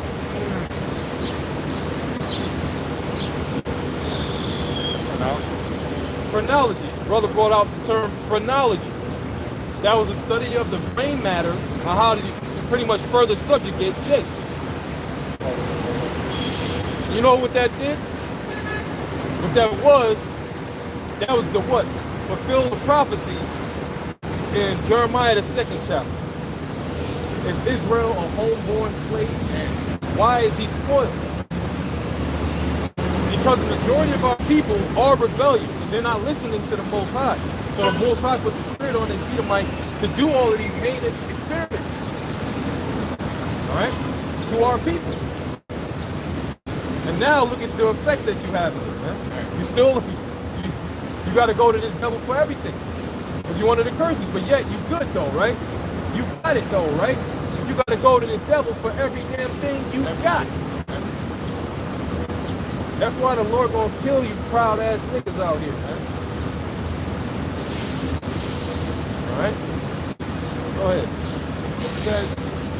It says that they may possess the remnant of Edom. Because the Lord said his people is going to possess the remnant of Esau, Edom, who are the so-called white people. Man. They're going to be a possession. They're going to be a slave. Just like we were slaves unto them.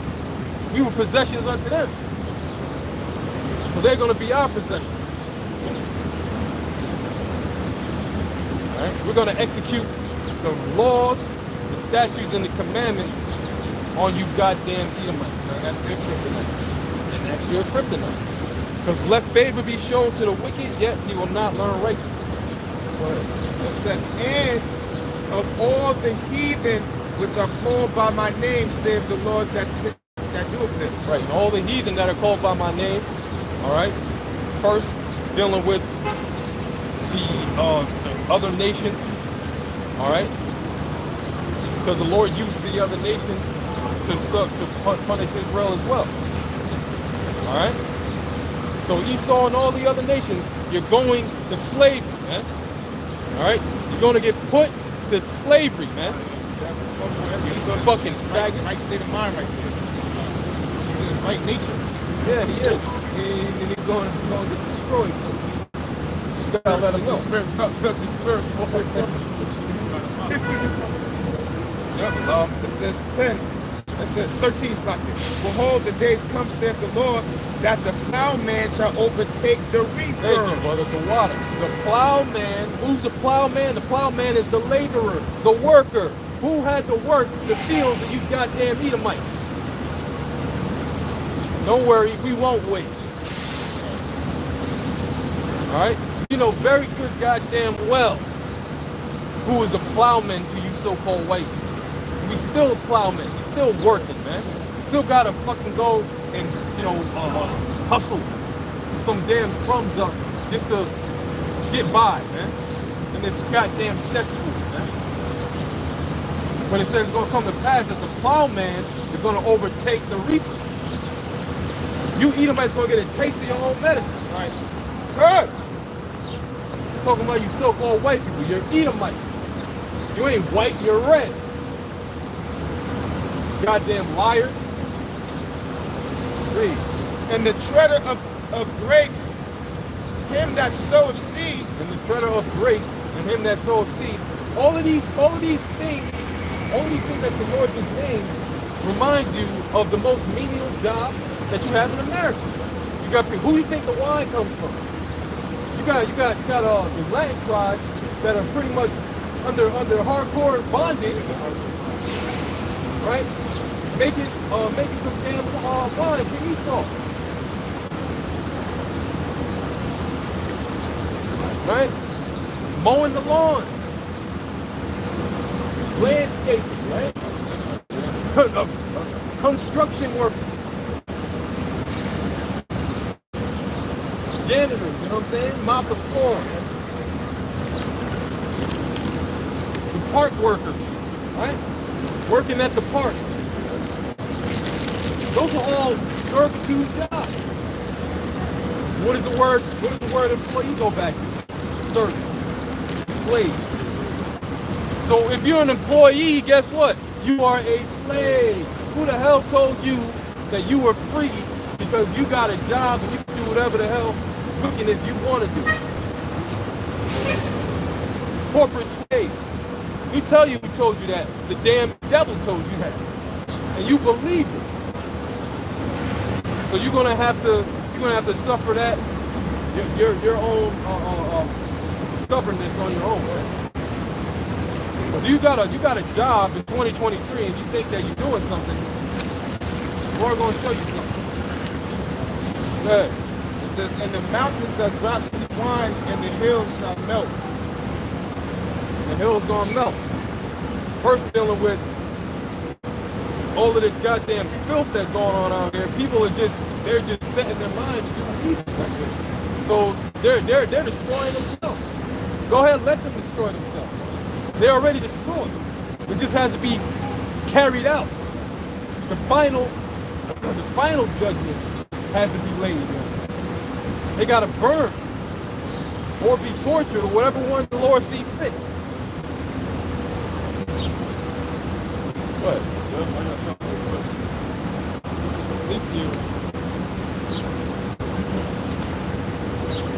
Ezekiel chapter.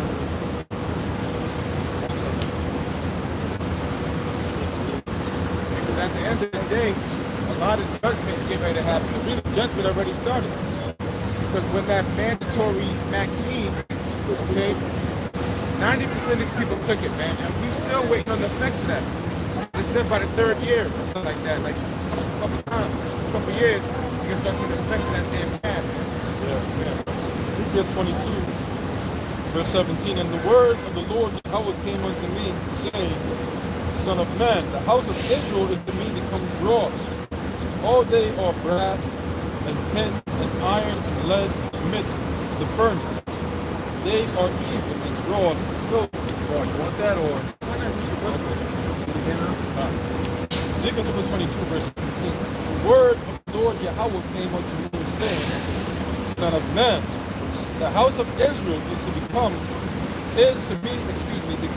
lost. So the Lord is speaking about Israel right here in the scriptures. He's been observing Israel, so-called blacks, Latinos, and Native Americans, and all throughout their generations. Matter of fact, when the Most High saw you in the wilderness, you know, the Lord saw everything you niggas was doing. And this is his conclusion. It says, the house of Israel is to me. The house of Israel is to me. Become dross. What is dross? Go ahead, Hans. The word dross, it means something regarded as worthless. Something regarded as worthless. Rubbish. Rubbish. Yeah, that's a good word. Rubbish. You know what rubbish is? Trash.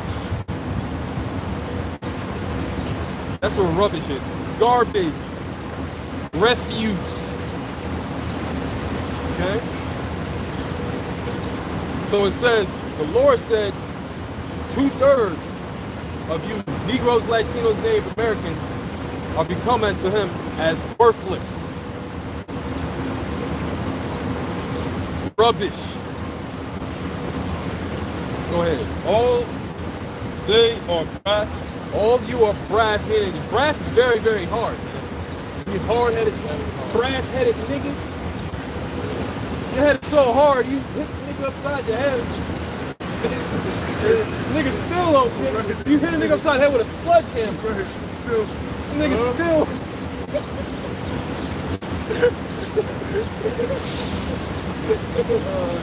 Yo, this word is beautiful, man. Every time I read, I just visualize like, oh shit. The hard-headed ass nigga. Get him in the head with a goddamn sledgehammer. Still don't get it, bro. What I do? Oh, you didn't know what you did? Hit him again. Wow. Yeah. You still don't know what you did? Still don't know. And tin. And iron. And what? And tin and iron. Damn, so you got the brass, the iron, and the tin. Yo. That's how Israel lives, man. You a bunch of brass-headed, iron-headed, tin-headed niggas. And lead. Damn. You got lead in there too? You know lead is very poisonous up there. So the Lord called Israel out on all levels. He said your mind is like a damn, it's like full of energy, so hard, like brass, like iron, like tin, Lead. and lead. He said that they've been wounded with an incurable disease. Heard that? The brother said they've been wounded by a curable disease, which that is in the book of Jeremiah. All right? Go ahead. In the midst of the furnace, they are even the dross of silver. In the midst of the furnace. Here it is. America is like a damn furnace, man. All you do is you getting cooked out here. You got radiation every goddamn where. You got defiled air, defiled food. It's like this. You know?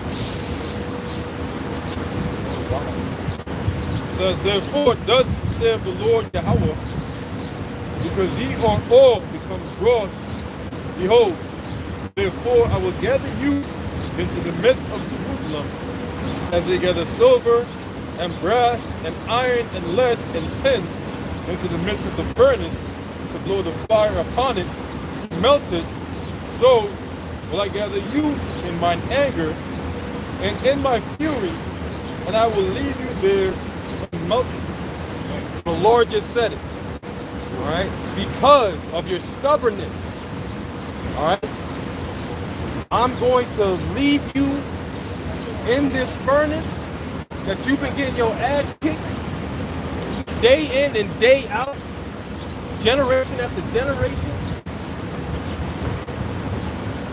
I'm going to leave you here and melt you. He's going to burn you up. And then get Isaiah 1, the first chapter. He says, without the scripture. I just put that in my mind. Exodus chapter 22, verse 24. And my wrath shall wax hot. And my wrath shall wax hot. Now, this is dealing with the Israelites at first, but that the wilderness came and went already. Now we're here in Babylon the Great, where it's ruled by Esau and Edom, and all of these other nations that have roughshod over us, man. Okay? See? So now after all of this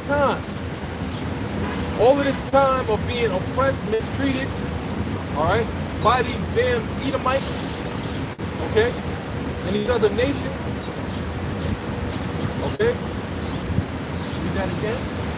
And my wrath shall wax hot, and I will kill you with the sword. So the Lord said his wrath, he's been seeing everything that's been going on with Israel and Esau and the other nations.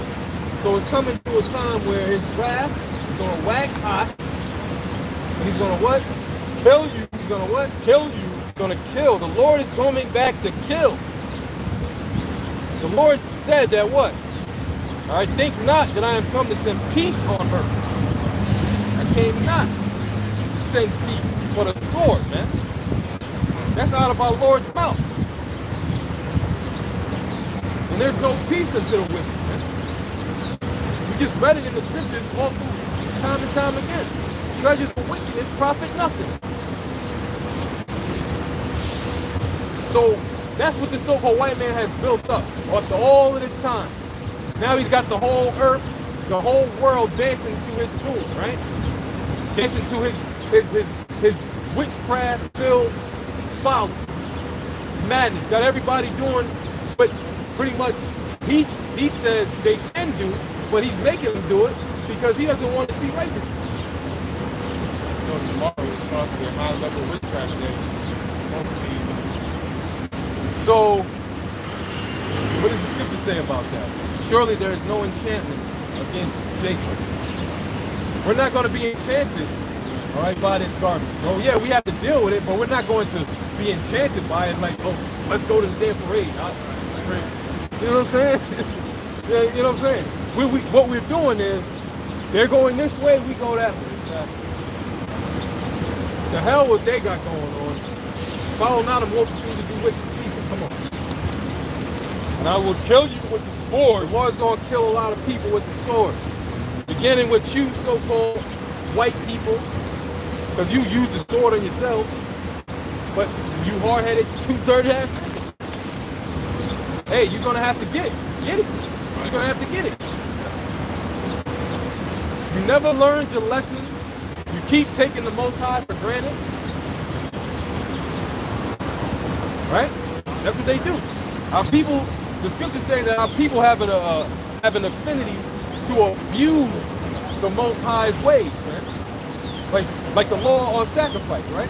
When Israel, what the Most High did was, all right, you went off, get that lamb, get that ram, that turtle dove, or and sacrifice it to me, and I'll forgive you.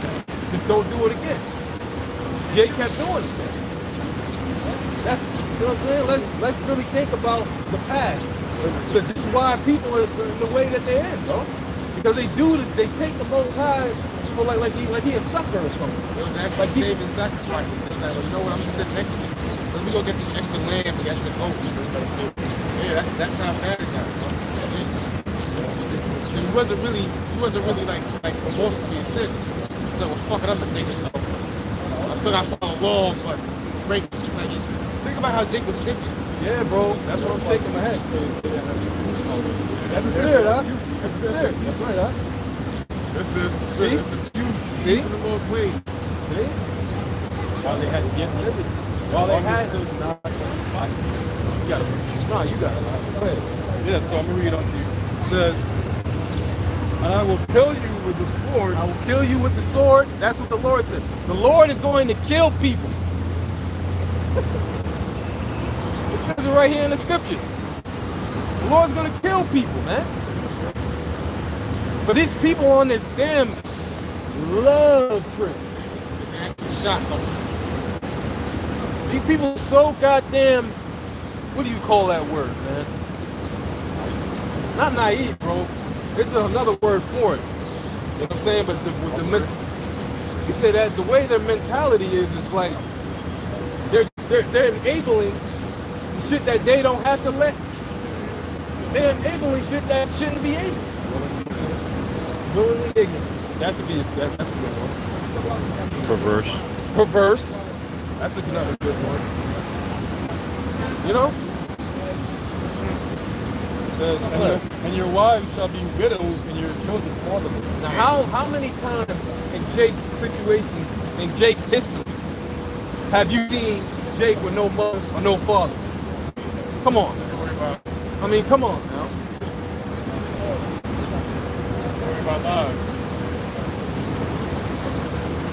So, you know, man, we don't. I got For Isaiah. I got some bites. This is Isaiah chapter 1. And I'll start at verse 4. Sinful nation. Sinful nation, the Lord said. And you know, like an expression. The Lord has feelings too, man. You think, you know, the Most High created you to have emotions. You think he doesn't gotta have emotions?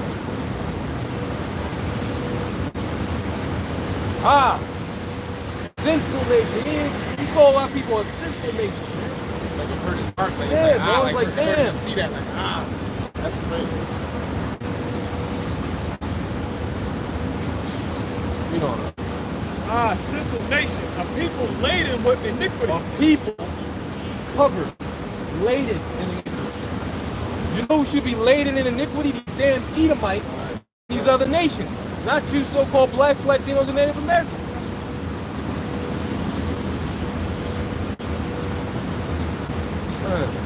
A seed of evildoers. A seed of evildoers. What is the guidelines of knowing good and evil? Right. The law. The law, the 10 commandments, thou shalt not steal. Or excuse me, thou shalt not have no other gods before me. Right? Thou shalt not take the name of the Lord thy power in vain. Thou shalt not covet. Thou shalt not steal. Thou shalt not worship any graven images. Right? That's fundamental. Right?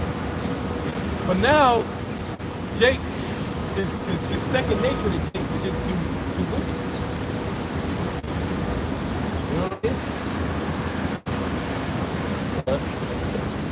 Children that are corrupted. Children that are corrupters, man. For example, you know, how many times over and over again has this happened in the hood? Jake see another kid doing all right for himself, and they're like, yo, who does this nigga think he is?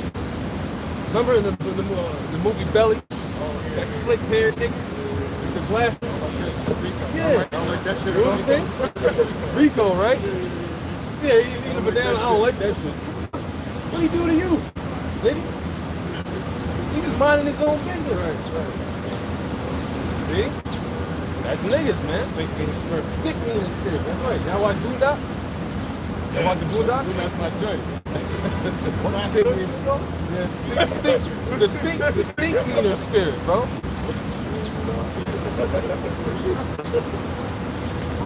Can't be doing that. Can't do right. Them shits. You see, that's what the Lord said, man. That's what the Lord said. But They have forsaken the Lord, Yahweh Shemel Shai. They have provoked the Holy One of Israel to anger. They you got are a question, gone. man? You got a question? You got a question? Right. They have provoked the Holy One of Israel They have what? to anger. They have provoked the Holy One of Israel to anger. That's what you niggas did. You provoked the Most High and His Son to anger on your ass. And you wonder why you out here through. You did it to yourselves. You out here through because of you. You niggas knew better, but you didn't do better.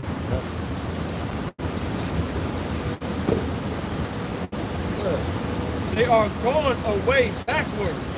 They've gone away backwards. Instead of going forward, like, all right, fuck all that bullshit behind me, they went all right back to the shit that they were doing, bro. Like, what the fuck, man?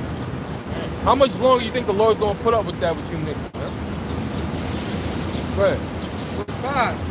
Why should ye be stricken anymore? Why should you be stricken anymore? How many times does the same shit gotta keep happening to you by these Edomites and these other nations and even your own wicked ass people for you to get the point? Hey, there was a song Motor Technique made years ago, and the beginning of it says, open your eyes before you die. You know what I'm saying? It's like a little jingle before the song came on. Niggas don't want to open their eyes, man. Just look. Look around you. What do you see? You see a bunch of confusion. Well, wake up and smell the so-called coffee, man. You're in a world of shit. You're in a world of shit, man. That's what's going on. Go ahead. Why should ye be stricken anymore? Why should you be stricken anymore? You're gonna stay in your shit, nigga. Go ahead. Ye will revert. Ye will revolt more and more. And the word revolt means what? Huh? Revolt? Oh. Good. Revolt.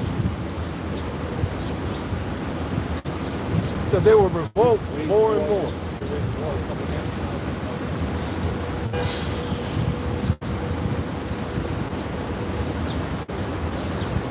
Revolt, renounce allegiance or subjection.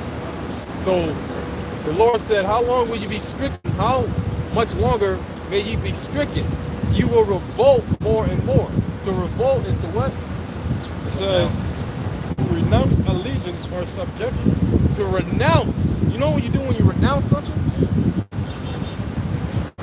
You pretty much cast it away from you. You know what I'm saying? You cast that thing away from you. Alright?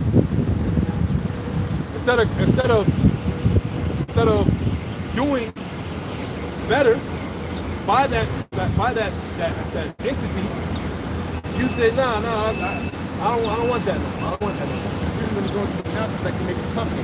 Because once you announce like you say, oh, I'm going to do this. And then now once you don't do it, now we know what fuck. I ain't doing that shit. So you're not now you actually when it gets the contract. Yeah, very good. So, yeah. I remember Walt means fast off allegiance. The word allegiance means loyalty of a liege man to his lord. Yeah. Loyalty of a liege man to his lord. A liege man, L-I-E-G-E. Look that up real quick. That's the thing Jake don't understand. We belong to the Lord, man. We can't be out here doing whatever the fuck we want to do. Jake got jealous because the other nations are doing whatever the hell they want to do because of their gods. Yeah. You mad because you have power for real. Oh, we want a king just like everybody else. You have a power. Right. You know what I'm saying? But these other nations don't have a covenant with the Lord.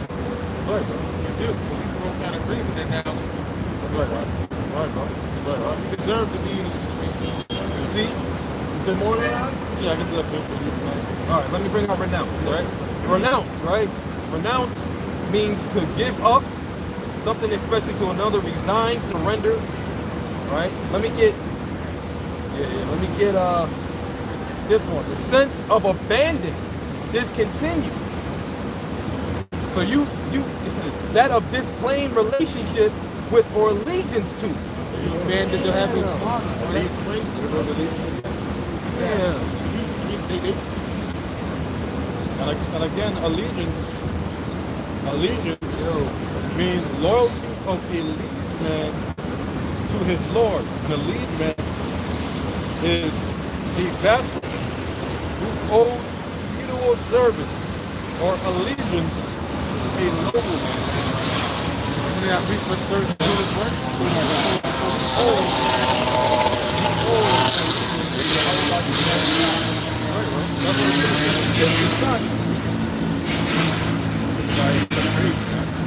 Kiss the son means to be angry. You go into the word kiss, it means to subject, like to subjugate.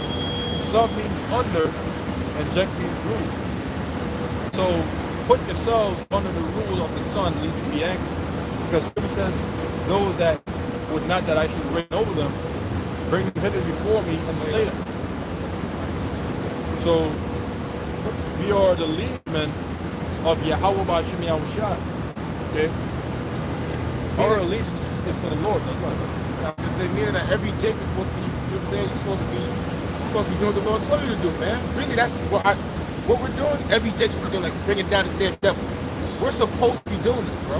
Right. This is not a burden. This is something that you're supposed to do. This is what we're born to do, man. You know what I'm saying? Like, this is what, you know, it should be, it's a joy to come in here and do the work of the Lord. What else are we going to do after we get out of here? It's all depression after this and shit. You know what I'm saying? Just seeing the constant wickedness, you know?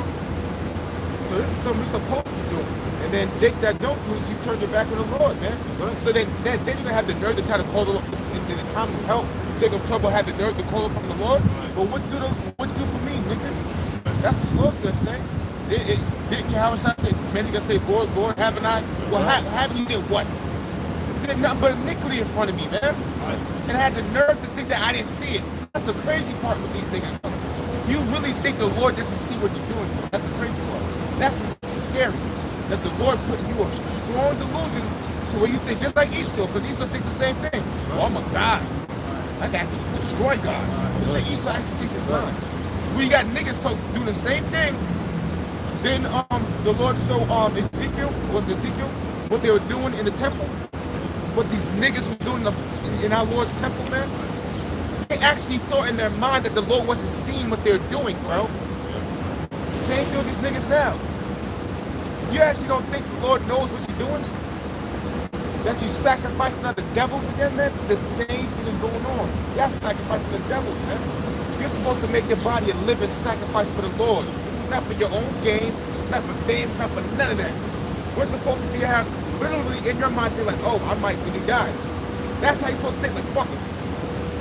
Because that's our rightful service, man.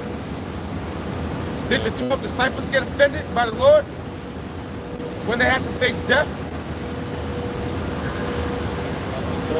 The people not counting the cost, man. Well, us, the GMS, we did. To hell with you other camps. All right? Y'all want to have your fun on this side. Y'all not ready for digging trouble. Don't you know that some of us might be getting caught when that shit goes down? You forgot about Agenda 21? Okay?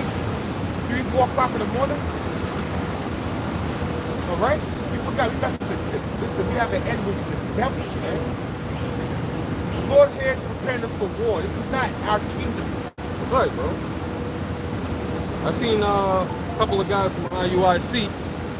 I ain't say nothing to them. They just look like a bunch of proud cops, bro. Wow. They come off to me like a bunch of agents, bro. Like, you know what I'm saying? They had the body cams on. I'm like, yo, these dudes like straight up NYPD, man. Yeah, that's the type of vibe they gave me. Like, these dudes like straight up cops. Whoa. Those are the same ones that the Lord rejected in the wilderness. The same ones the Lord, when Yahweh rejected. You are the father. You are of your father, the devil. The works that he does, you will do also, man. These people are following their father, man. You want to be part of the system. You all holding down your brother for the cops. Who calls the cops? But these are people that we deal with. This is why we stick them on ourselves, man. We don't deal with these I forgot what they call it, but they all come together. I forgot what they call that. The summits, all that kind of stuff. We stick together with this truth, man, with one mind, man, knowing that what? The Lord gave us this truth, and it's understand, like, you know what? Jacob's troubles come. My Lord, statute commands, be ability, believe in my son, and keep holding forth and endure to the end. Do my job. Do the job I gave you to do, and I'm going to deliver you at the end, man. You know? We're not here for our own game, man. We're not here for glory, man. We gotta be them barking dogs. We have to be those barking dogs. We can't be dumb dogs, you know what I'm saying? Which a lot of guys are, man.